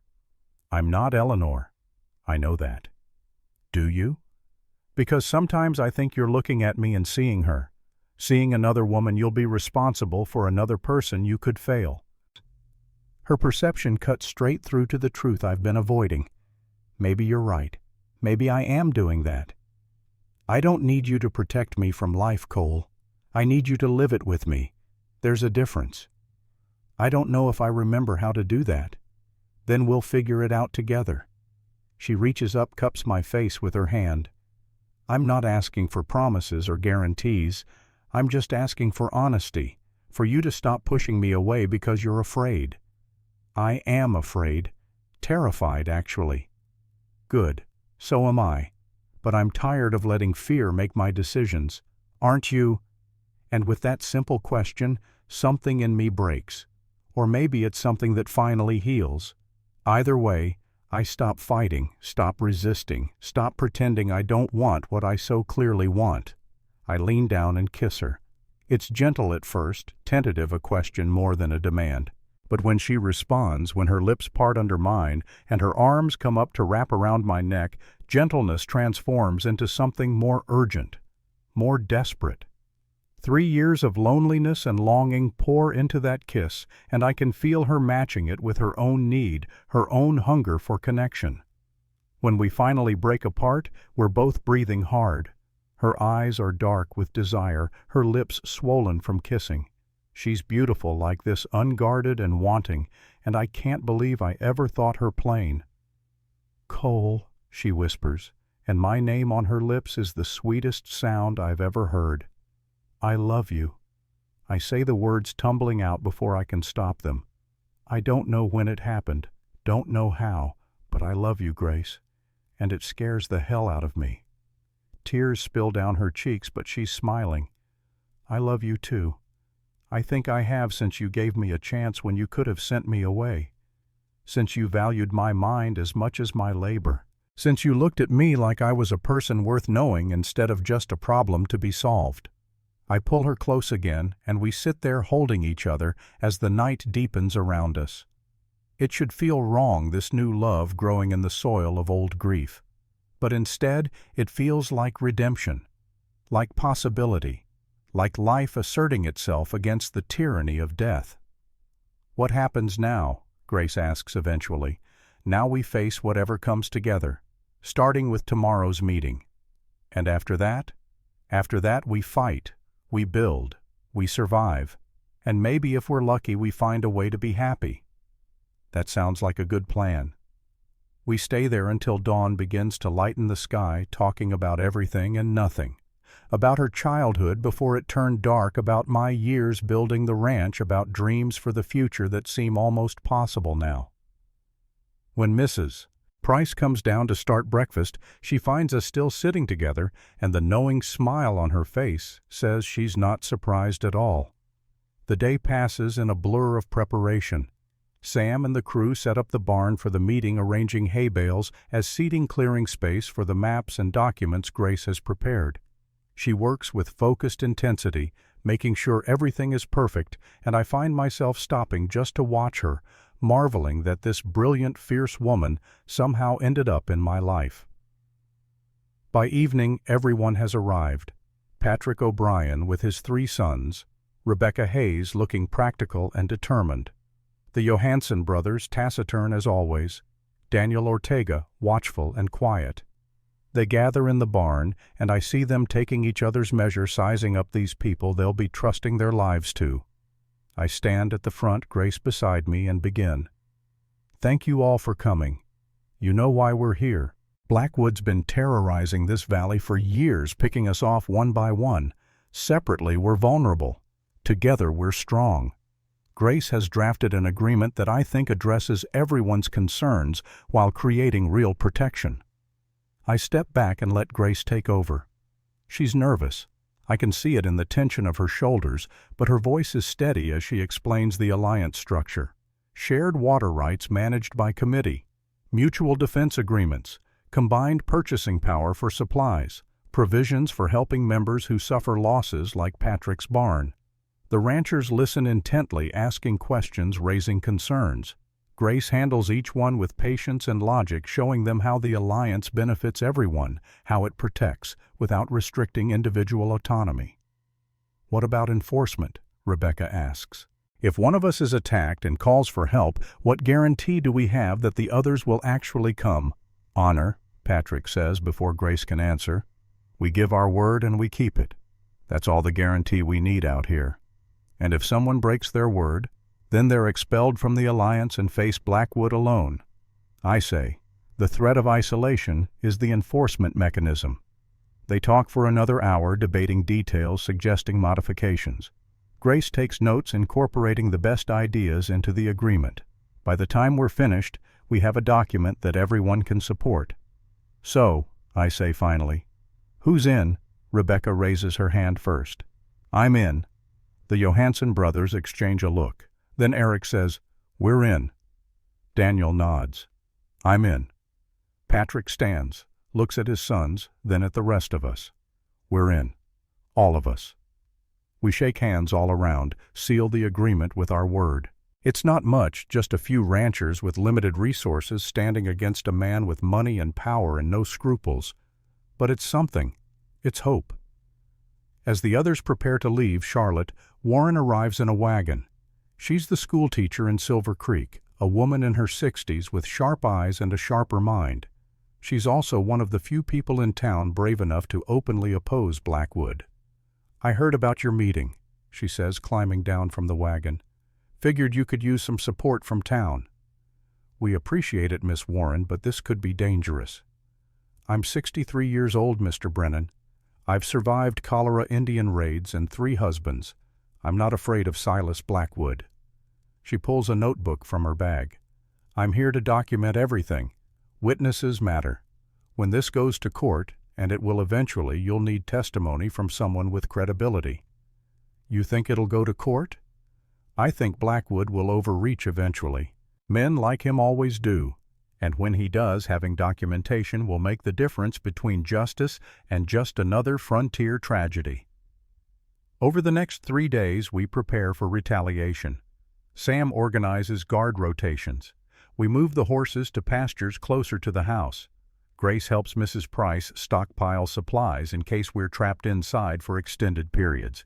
It feels like preparing for war, which I suppose it is. On the 4th day, trouble arrives in the form of hired guns. 6 riders approach the ranch at mid-morning, not bothering with subtlety or pretense. They're professionals, I can tell from the way they carry themselves, from the well-used firearms they wear. These aren't cowboys or ranch hands. They're men who kill for money.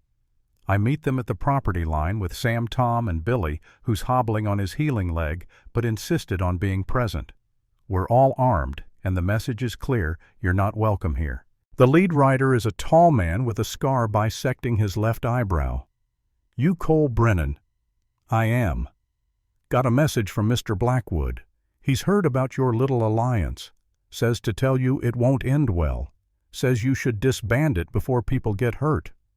Tell Blackwood if he wants to deliver messages, he can come himself instead of sending hired killers. The scarred man smiles, but there's no humor in it. Hired killers. That's harsh. We're just concerned citizens checking on neighbors. You're trespassing. Leave now, or we'll give you something to be concerned about. He studies us for a long moment, calculating odds. 6 against 4, but we have the advantage of position and motivation. Men defending their homes fight harder than men working for wages. We'll leave, he says finally. But you should know something, Brennan. Accidents happen out here. Fires start. Cattle wander off. People disappear. Be a shame if any of those accidents happen to that pretty woman you've got staying here. The rage that fills me is incandescent. I have my gun half drawn before Sam's hand on my arm stops me. Easy, boss, he mutters. That's what they want, an excuse. He's right, but it takes every ounce of self-control I possess to holster my weapon. Get off my land. And tell Blackwood that if anything happens to Grace, if she so much as gets a splinter, I'll hold him personally responsible. Big words from a small rancher. Try me and find out. They leave eventually, but the threat hangs in the air like smoke. That evening I find Grace in the kitchen helping Mrs. Price with supper, and I pull her aside. We need to talk. She sees the seriousness in my face and follows me to the porch. The sun is setting, painting the mountains in shades of crimson and gold, and under other circumstances it would be beautiful. Right now it just looks like blood on the horizon. Blackwood sent men today. They threatened you specifically. Grace's face goes pale, but her voice is steady. What did they say? I tell her everything, not softening it, giving her the truth she deserves. When I finish, she's quiet for a long moment. You want me to leave, she says finally. I want you safe. Those aren't the same thing. Grace. No, Cole. We've had this conversation. I'm not leaving. I'm not running away again. I'm staying here and I'm fighting with you, and if you try to make me leave, I'll just come right back. You're the most stubborn woman I've ever met. Good. You'll need stubborn if you're going to win this fight. I pull her into my arms, hold her tight, breathing in that rose water scent that's become as familiar as my own skin. I couldn't bear it if something happened to you. Then don't let anything happen. Fight smart, fight hard, and trust that I can take care of myself when necessary. We stand there as the sun disappears behind the mountains and darkness claims the valley. Somewhere out there, Blackwood is planning his next move. Somewhere hired guns are sharpening knives and checking ammunition. Somewhere violence is gathering like a storm. But here now, in this moment, I have Grace in my arms and hope in my heart, and that feels like armor against whatever comes next. The next week brings a series of escalating incidents. Fence wire cut on Rebecca Hayes's property. A suspicious fire at the Johansson Ranch that's caught and extinguished before it spreads. Cattle from Daniel Ortega's herd found shot and left to rot. Each incident is documented by Charlotte Warren, who rides around the valley with her notebook taking statements, recording evidence. We respond to each attack as a group, the alliance functioning exactly as Grace designed it. When Rebecca's fence is cut, we all gather to repair it, working together to finish in hours what would have taken her days alone. When the Johansson's fire starts, we're there with buckets and determination. The attacks are meant to isolate and demoralize us. Instead, they're proving the value of our unity. But the worst attack comes on a Tuesday morning 3 weeks after the alliance formed. I wake to Sam pounding on my door. Boss Daniel Ortega just rode in. His place was hit hard last night. He's asking for help. I'm dressed and moving within minutes. Grace appears in her nightgown, hair loose around her shoulders, and even in crisis, I notice how beautiful she is, like this, unguarded and natural. "I'm coming with you," she says. "Grace, don't argue. You'll need all the help you can get." She's right, though I hate it. We ride out within the hour, Grace wearing borrowed pants and one of Sam's old work shirts, sitting her horse with growing confidence. The ride to Daniel's ranch takes 40 minutes, and what we find there makes my blood run cold. The house is still standing, but barely. Windows shattered, door hanging off its hinges, interior ransacked. The barn is burned to the foundation. The livestock pens are empty, animals stolen or scattered. And Daniel himself sits on the ground amid the ruins, blood seeping from a gash on his forehead, his right arm hanging at an odd angle. Grace is off her horse and beside him before I can dismount. "How many were there?" "At least 10. Daniel's voice is thick with pain. "They came in the night. I tried to fight, but there were too many. They said this is what happens to people who stand against Blackwood." While Grace tends to Daniel's injuries, I survey the damage with Sam. It's bad. Worse than anything Blackwood's done before. This isn't harassment or intimidation. This is destruction meant to drive Daniel out of the valley entirely. "We need to retaliate," Sam says quietly. "We can't keep absorbing attacks like this. And do what burned down Blackwood's barn that makes us no better than him." "Then what's your plan? Boss, keep taking hits until we're all broke and broken." I don't have an answer. Grace is right that we need to fight smart, but I'm starting to wonder if smart is enough against someone as ruthless as Blackwood. Rebecca Hayes arrives with supplies, followed by Patrick O'Brien and his sons.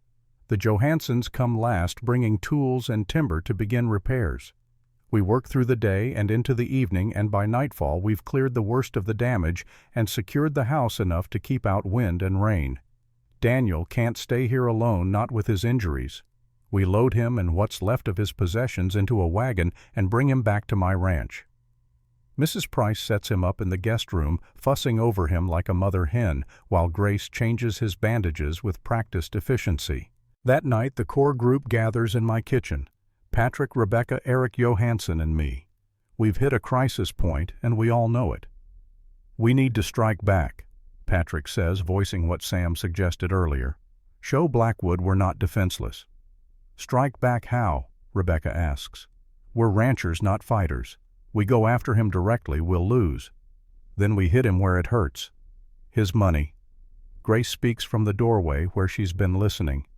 "Sorry, I don't mean to intrude, but I have an idea." "Let's hear it," I say, and the others nod agreement. She comes to the table, pulls out a piece of paper covered in notes and diagrams. Blackwood's wealth comes from cattle. He has a contract with the railroad to ship 500 head east every month. If he misses those shipments, he loses money and reputation. If he loses enough reputation, he loses the contract entirely. "So what are you suggesting?" Patrick asks. "A cattle scatter. We go onto his land, spook his herds, open his gates, create chaos. It's not stealing, it's not violence against people, but it'll cost him thousands of dollars and weeks of work to round them all up again." Eric Johansson grins, showing teeth. "The lady is devious. I like it." "It's risky," I say. though I'm already running through logistics in my head. If we're caught on his property, he could claim we were rustling, have us arrested or shot. So we don't get caught, Grace says simply. Daniel knows Blackwood's land. He worked those ranges before Blackwood bought them. He can tell you the best approach routes where the night guards patrol, where the cattle bed down. We look at each other around the table, weighing risk against potential reward. This is escalation, no question. But maybe escalation is necessary. Maybe the only way to stop a bully is to hit back hard enough that continued aggression becomes more costly than peace. I'm in, Patrick says. For what they did to Daniel, I'm in. Me too, Rebecca says, and Eric nods agreement. I look at Grace. This was your idea. What do you think? I think sometimes the only way to win is to fight fire with fire. Not literally, she adds quickly. No burning barns or shooting cattle, but disruption, chaos, economic damage. That's fair retaliation for what he's done to all of you. Then we do it, I decide. 3 nights from now when there's no moon. We'll plan it carefully, execute it quickly, and be gone before anyone knows we were there. The next 2 days are spent in meticulous planning. Daniel, despite his injuries, provides detailed maps of Blackwood's ranges. We identify 3 separate herding locations, plan approach routes that avoid guard patrols, coordinate timing so all 3 sites are hit simultaneously. Grace insists on being part of it, and I argue until I realize I'm fighting a losing battle. She's as invested in this as any of us, and she has as much right to participate. So we teach her the plan, make sure she understands the risks, and assign her to stay with the horses while the rest of us work on foot. On the night of the operation, I find myself standing with Grace under a moonless sky, watching stars that seem close enough to touch. We're waiting for the signal for the moment when everything we've planned will either succeed or fail spectacularly. Are you scared? She asks quietly. Terrified. You? Same, but also excited. Is that strange? No. There's something intoxicating about action after weeks of just taking hits. I turn to face her. Grace, if this goes wrong, if I don't make it back. Don't say goodbye before we've even started. I need to. I need you to know that these past weeks with you have been the best of my life since Eleanor died. Maybe even before that. You've given me something I thought I'd lost forever. What's that? A reason to live instead of just exist.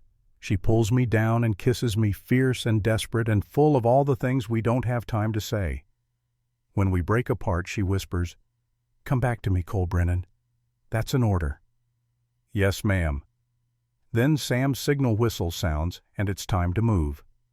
The operation unfolds with precision, born of careful planning. We split into 3 teams, each targeting a different section of Blackwood's vast holdings. My team, with Sam and Patrick's oldest son, approaches the eastern pasture where the bulk of his cattle are bedded down. The night is moonless, perfect for our purposes, and the darkness feels like an ally rather than an obstacle. Daniel's maps prove flawless.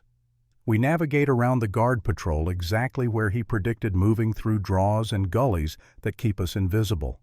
The cattle are peaceful, unsuspecting, huge, dark shapes against the grass. I can see their breath misting in the cold air, hear the occasional low grunt as one shifts position. Sam cuts the wire fence with quick, practiced motions. The snap of each wire sounds impossibly loud in the quiet night, but the nearest guard is a quarter-mile away, too far to hear. We work the opening wider, creating a gap large enough for the herd to pass through. Then comes the moment. Sam and I position ourselves at opposite ends of the bedded herd. Patrick's boy, nervous but game, takes the middle. On my signal, we all move at once, shouting, waving our hats, firing shots into the air. The cattle explode into motion. 3,000 head of prime beef, spooked and panicked, surging through the open fence in a thunderous stampede.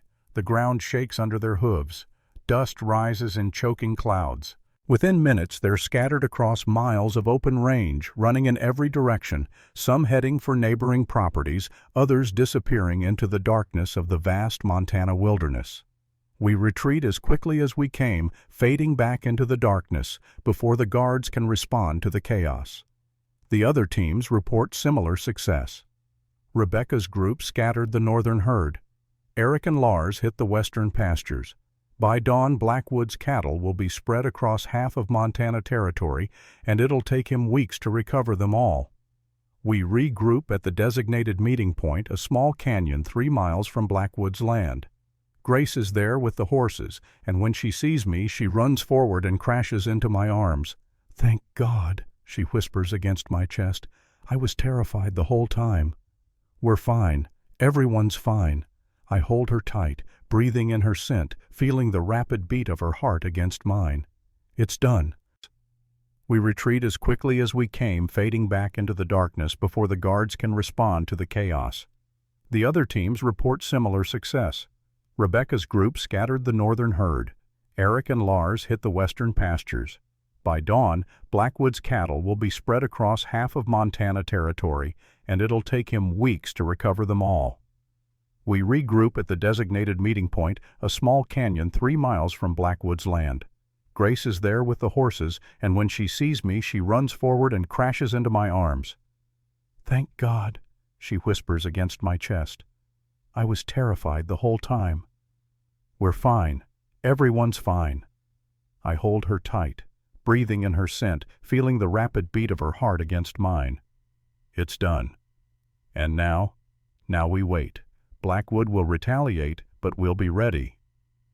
The ride back to my ranch is quiet, all of us processing what we've done. We've crossed a line tonight, escalated this conflict into something that can only end one way. Either Blackwood backs down, or this valley runs red with blood.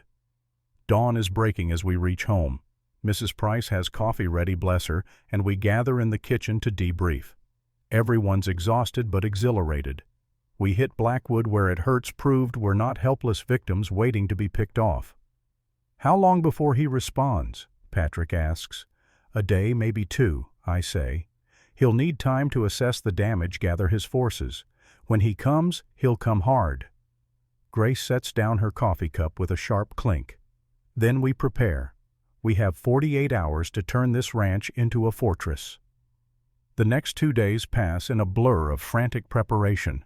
We reinforce the house and barn with extra timber, position water barrels at strategic points for fighting fires, create firing positions with clear sight lines, stockpile ammunition and medical supplies. Every hand on the ranch works without rest, driven by the knowledge that lives depend on what we do now. Charlotte Warren arrives on the second day with unexpected reinforcements. Behind her wagon come a dozen townspeople, shopkeepers and clerks and craftsmen, all armed and grim-faced. "Silver Creek stands with you," she announces, climbing down from her wagon. "Blackwood's terrorized this valley long enough. When word spread about what you did, people decided it was time to choose sides. I'm moved beyond words. These are men with families, men with businesses to protect, and they're risking everything to stand with us. We'll remember this," I tell them. "All of you. Just make sure we live to collect on that memory," says Henry Tucker, who runs the general store. He's 60 if he's a day, but the rifle in his hands looks well used, and he holds it with confidence. Grace refuses every suggestion that she hide in the cellar or ride to town for safety. "I'm staying," she says flatly when I bring it up for the 3rd time. "I can shoot, I can reload, I can tend wounds. You need every hand you have, and that includes mine. You could die. So could you. So could everyone here. That's not a reason to run." She cups my face with her hands. "We face this together, Cole. That's what we agreed." I know I can't change her mind. Stubborn, brave, magnificent woman. "Stay close to me then. When the shooting starts, I want you where I can see you." "Same to you, rancher."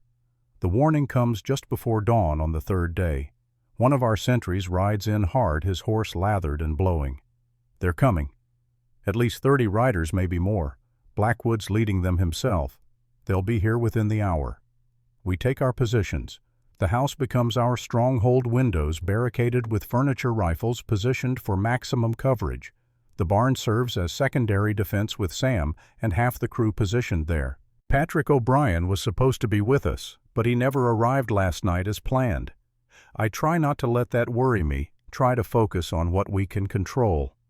Grace is beside me at the front window, her face pale but determined. I've given her one of my rifles and spent the past 2 days teaching her to shoot. She's a natural, steady hands and good eye, though I pray she won't need to use those skills today. Whatever happens, I tell her as the sky lightens, I want you to know that these past weeks with you have been the best of my life. You brought me back from the dead Grace. You gave me a reason to live again. Then live, she says fiercely. Don't you dare die on me, Cole Brennan. We have too much future ahead of us. The sun breaks over the mountains, painting the valley in shades of crimson and gold. Beautiful morning for a battle. Beautiful morning to die. Then I see them. They come from the west, a line of riders spread across the grassland like a dark wave. 30 men at least, maybe more, all heavily armed. And at their center on that massive black stallion rides Silas Blackwood. Even from this distance I can see the rage in his posture, the righteous fury of a man who believes he's been wronged.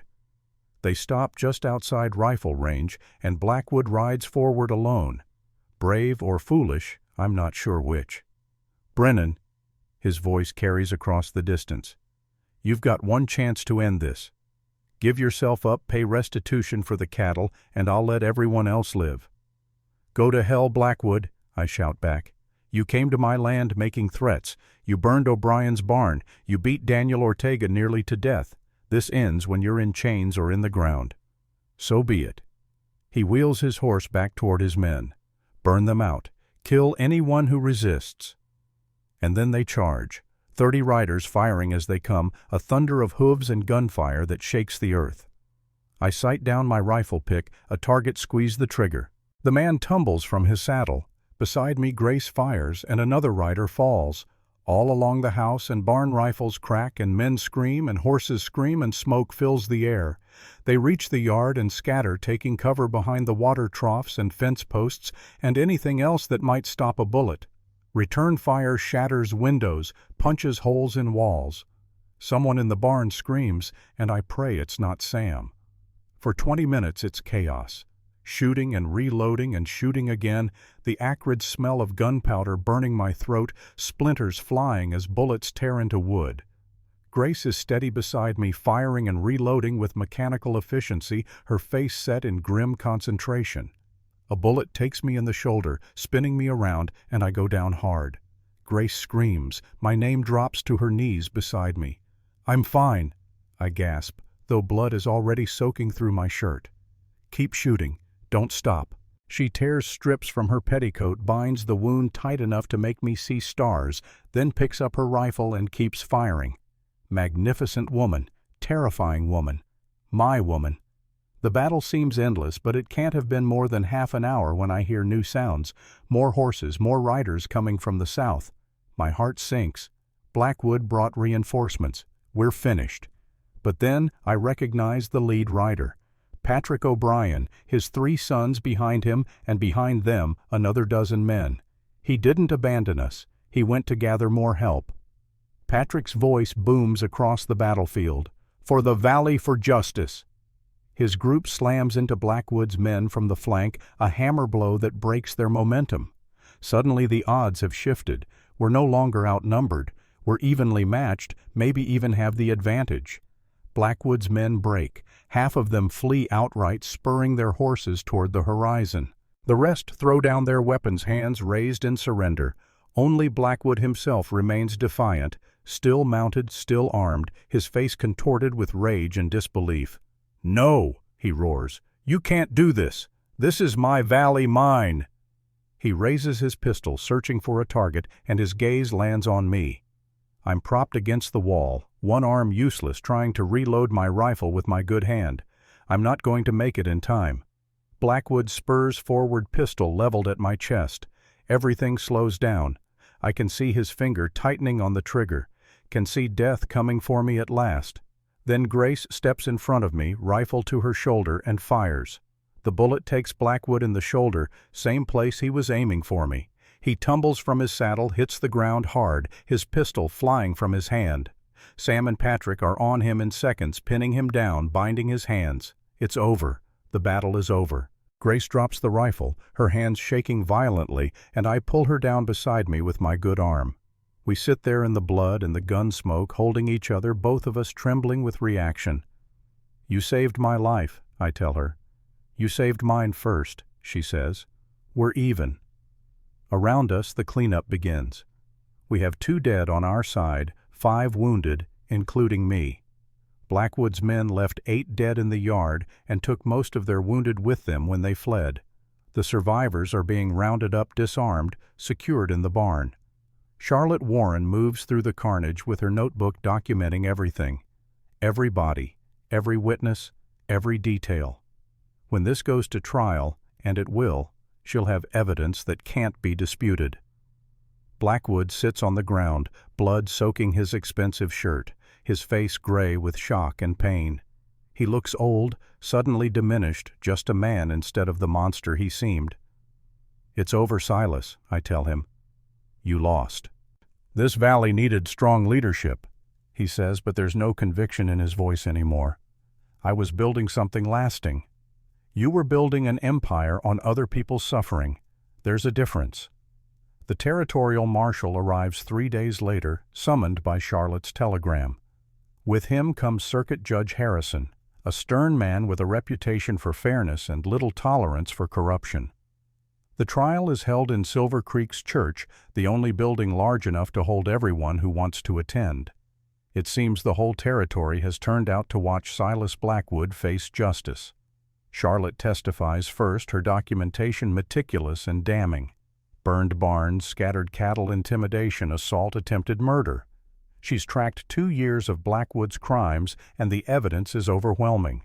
Then come the victims: Patrick O'Brien, Rebecca Hayes, Daniel Ortega, a dozen others. One by one they tell their stories. The threats, the property destruction, the impossible choices between surrender and resistance. Blackwood's lawyer tries to argue self-defense claims his client was protecting his property rights against organized criminals. But it doesn't wash. Too many witnesses, too much documentation, too many bodies. The verdict comes quickly. Guilty on all counts. Judge Harrison looks at Blackwood with something like pity as he pronounces sentence. 20 years hard labor at the territorial prison. Your lands and assets will be seized and redistributed to those you've harmed. May God have mercy on your soul, because this court has none. They take him away in chains. Silas Blackwood, who once controlled half the valley, reduced to a prisoner facing 2 decades of breaking rocks in the Montana sun. I should feel triumph. Instead, I just feel tired and sad. So much suffering, so much lost. And for what grace squeezes my hand? "Justice," she says quietly, reading my thoughts. "That's what it was for. Justice. Is it enough? It has to be. The land redistribution takes another week. Patrick O'Brien gets 200 acres of prime grazing land. Rebecca Hayes receives water rights that double her property's value. Daniel Ortega gets enough to rebuild everything he lost and more. The smaller ranchers each receive parcels compensation for years of harassment. The Silver Creek Valley Association is now the strongest ranching cooperative in Montana Territory. What Blackwood tried to build through intimidation and violence, we've built through cooperation and mutual aid. There's poetry in that, I suppose. But I'm not thinking about poetry as I climb the hillside to Eleanor's grave. I'm thinking about endings and beginnings, about the weight I've been carrying for 3 years and whether it's finally time to set it down. The lone pine rustles in the autumn wind, golden leaves drifting across the white marble headstone. I kneel in the grass I've worn down with 3 years of grieving. "I need to tell you something, Ellie," I say. "Something I should have said a long time ago." The words come slowly at first, then faster as the dam finally breaks. "I've been married to your ghost for 3 years, living in the past, punishing myself for choices I can't change. I told myself I was honoring your memory, but really I was just afraid. Afraid to live again, afraid to love again, afraid that moving forward meant forgetting you." I pull the wedding ring from my finger. Gold band worn smooth by 3 years of wear, warm from my body heat. Eleanor's match to it is buried with her. But I met someone who taught me that love isn't finite, that loving again doesn't diminish what we had. Grace showed me that you can honor the dead by living fully, not by dying beside them. Tears run down my face, but they don't feel like grief anymore. They feel like release. You'd like her, Ellie. She's strong and smart and brave. She saved my life in more ways than one, and I think if you were here you'd tell me to stop being a stubborn fool and ask her to marry me properly. I set the ring on top of the headstone beside the flowers Grace brought up here yesterday without me asking. I'll always love you. You'll always be my first love, my first lost part of who I am. But I'm ready to live again, ready to love again, ready to build a future instead of mourning the past. The wind picks up rustling through the pine branches, and I imagine it's Eleanor's voice. Not words exactly, but a feeling, approval, release, love that doesn't demand sacrifice or suffering, just wants me to be happy. Goodbye, Ellie. Rest easy. I walk back down the hill to where Grace is waiting. She's been watching from a distance, giving me privacy, but she comes to meet me halfway. Are you all right? She asks. Yeah, I am. I take both her hands in mine. Grace Hartwell, I have something to ask you. We're already married by contract, Cole. That wasn't real. That was Henderson's meddling and desperation and a technicality. I want to do this right. I want to ask you properly. I drop to one knee and her eyes go wide. Will you marry me? Not because of a contract or convenience, but because I love you and I want to spend the rest of my life with you, because you're my partner, my equal, my best friend, because when I think about the future, I can't imagine it without you in it. Tears stream down her face. Yes. God, yes, Cole. I'll marry you. I stand and kiss her long and deep and full of promise. When we finally break apart, we're both laughing and crying at the same time. December, she says. Let's get married in December.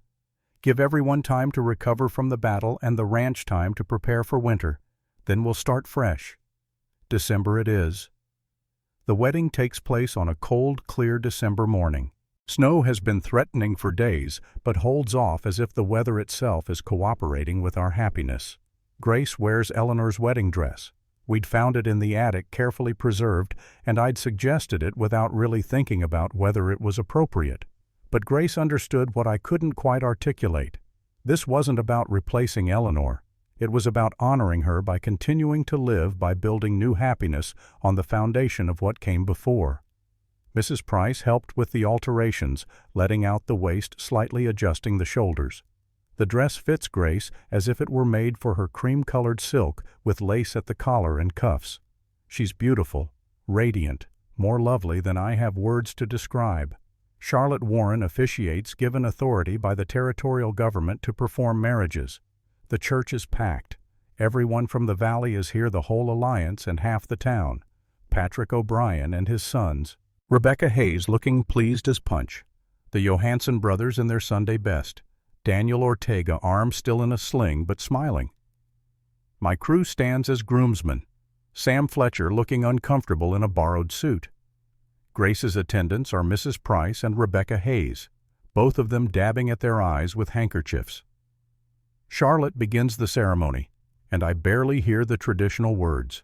I'm too focused on Grace, on the way the lamplight catches in her hair, the way her hands shake slightly as they hold mine. Then it's time for our vows, and the church goes silent. Grace, I say, my voice rough with emotion. You came into my life when I'd given up, when I was dead inside, just going through motions, waiting for my body to catch up with what my heart already knew. You showed me that grief doesn't have to be forever, that love can happen twice, that redemption is possible for broken men who think they're beyond saving. I take a breath, steadying myself. I promise to be your partner in all things, to stand beside you, not in front of you, to trust your strength even when it scares me, to fight beside you through every storm, to value your mind as much as your heart, to love you not despite your scars, but because they're part of who you are. I'll be your husband, your friend, your ally, and your love until my last breath. Grace's turn. Her voice is strong despite the tears on her cheeks. Cole, you promised me kindness when I stepped off that train. You gave me so much more.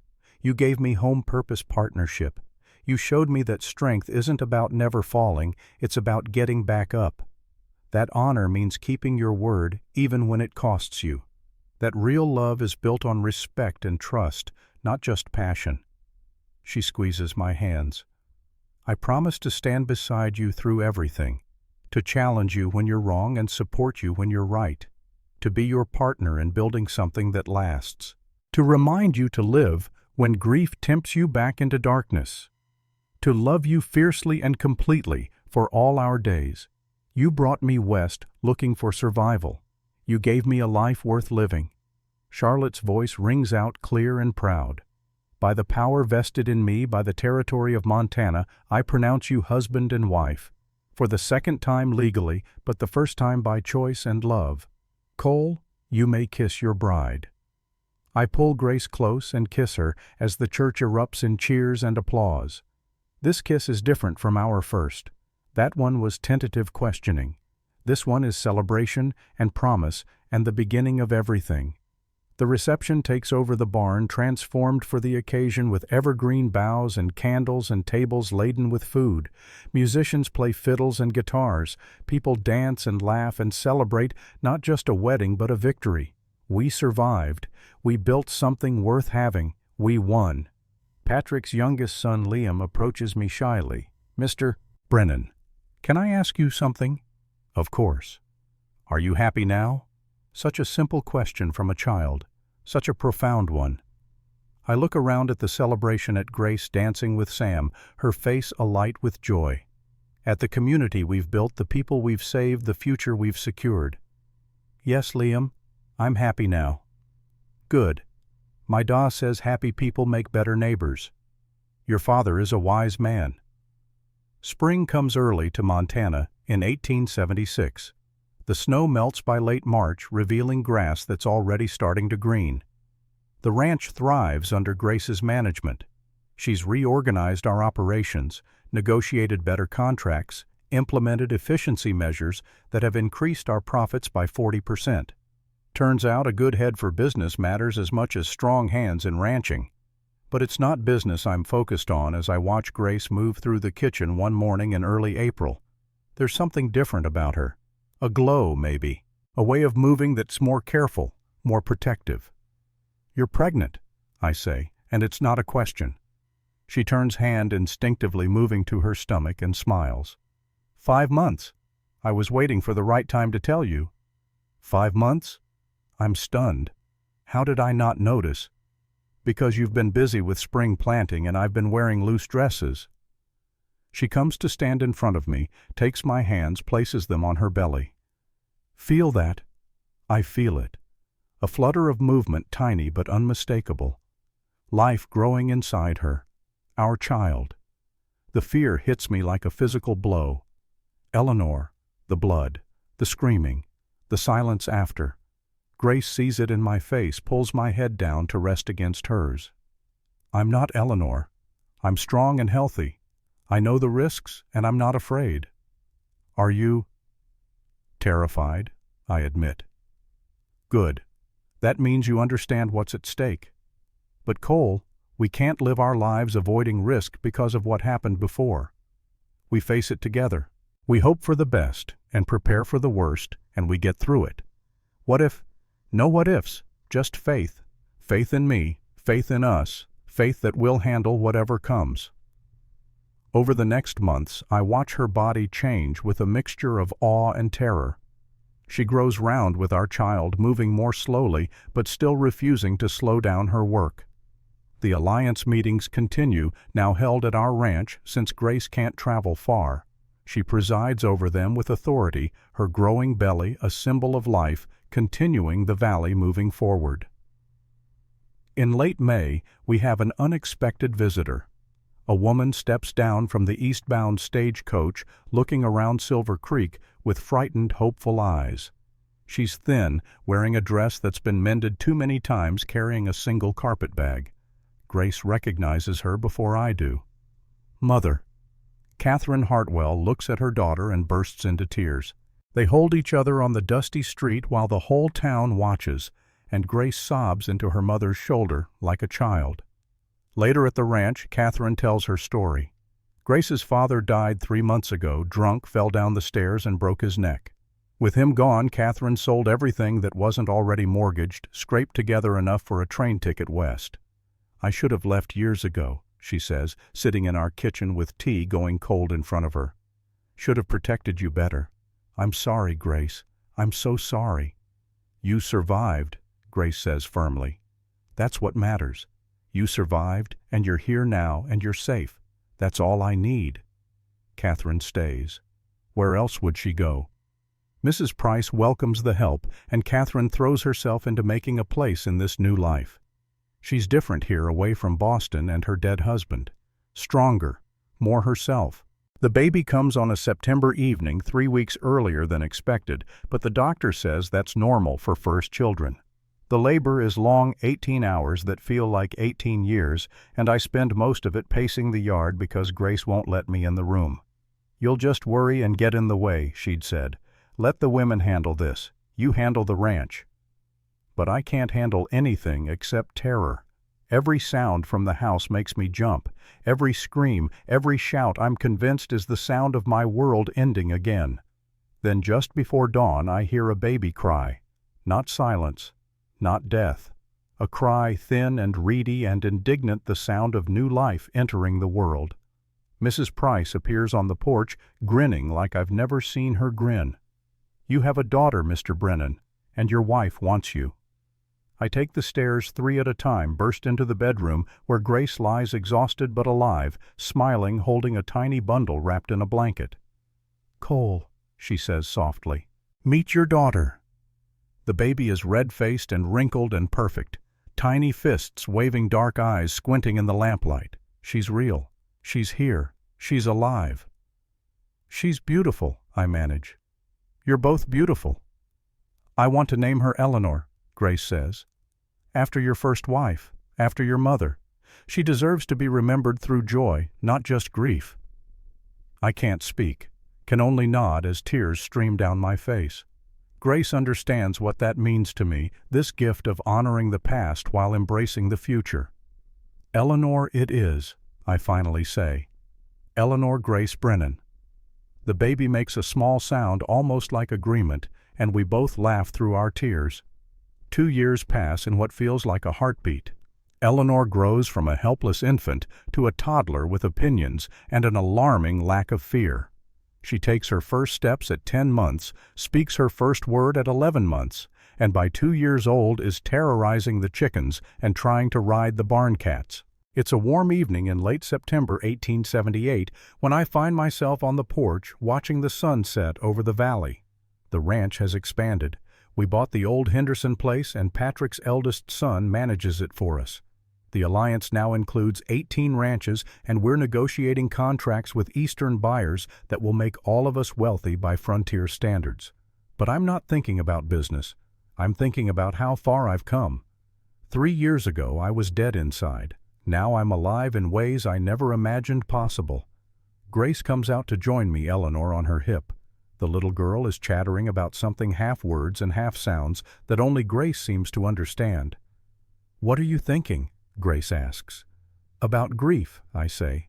About how it never really goes away, but it changes. It becomes part of you instead of all of you.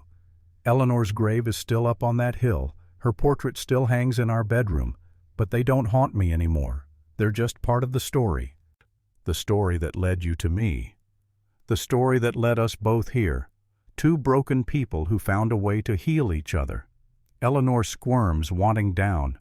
We watch her toddle across the porch, reaching for a moth fluttering near the railing. Grace's hand finds mine. I got a letter from Charlotte today, she says. Blackwood died in prison. Pneumonia. I feel something, but it's not satisfaction or revenge. Just a distant sadness. He could have been different, could have built instead of destroyed. What a waste. But we didn't waste our chance. We built something good here, something lasting. I pull her close, and we stand there watching the sun paint the mountains gold and crimson. Eleanor catches the moth, studies it with grave concentration, then carefully lets it go. She watches it fly away with wonder on her small face. Come inside, Grace says eventually. Dinner's ready. Your daughter wants her papa. Our daughter, I correct. Our daughter, our life, our future. I think back to this man I was 3 years ago. Dead inside, going through motions, convinced his life was over at 33. That man would never believe he could be this happy. That redemption was possible. That love could happen twice. But Grace taught me that grief doesn't have to define you. That the dead want us to live fully, not die beside them. That broken things can be mended and broken people can heal. And sometimes the worst moments of our lives lead to the best things we never knew we needed. I look at my wife, my daughter, my home, this community we've built from ashes and determination. I think about Eleanor resting under that pine tree, part of my past, but no longer my prison. I think about second chances and hard-won wisdom and the long road from grief to joy. And I realize something that would have seemed impossible 3 years ago. I'm not just surviving anymore, I'm living. And it's enough, more than enough. It's everything.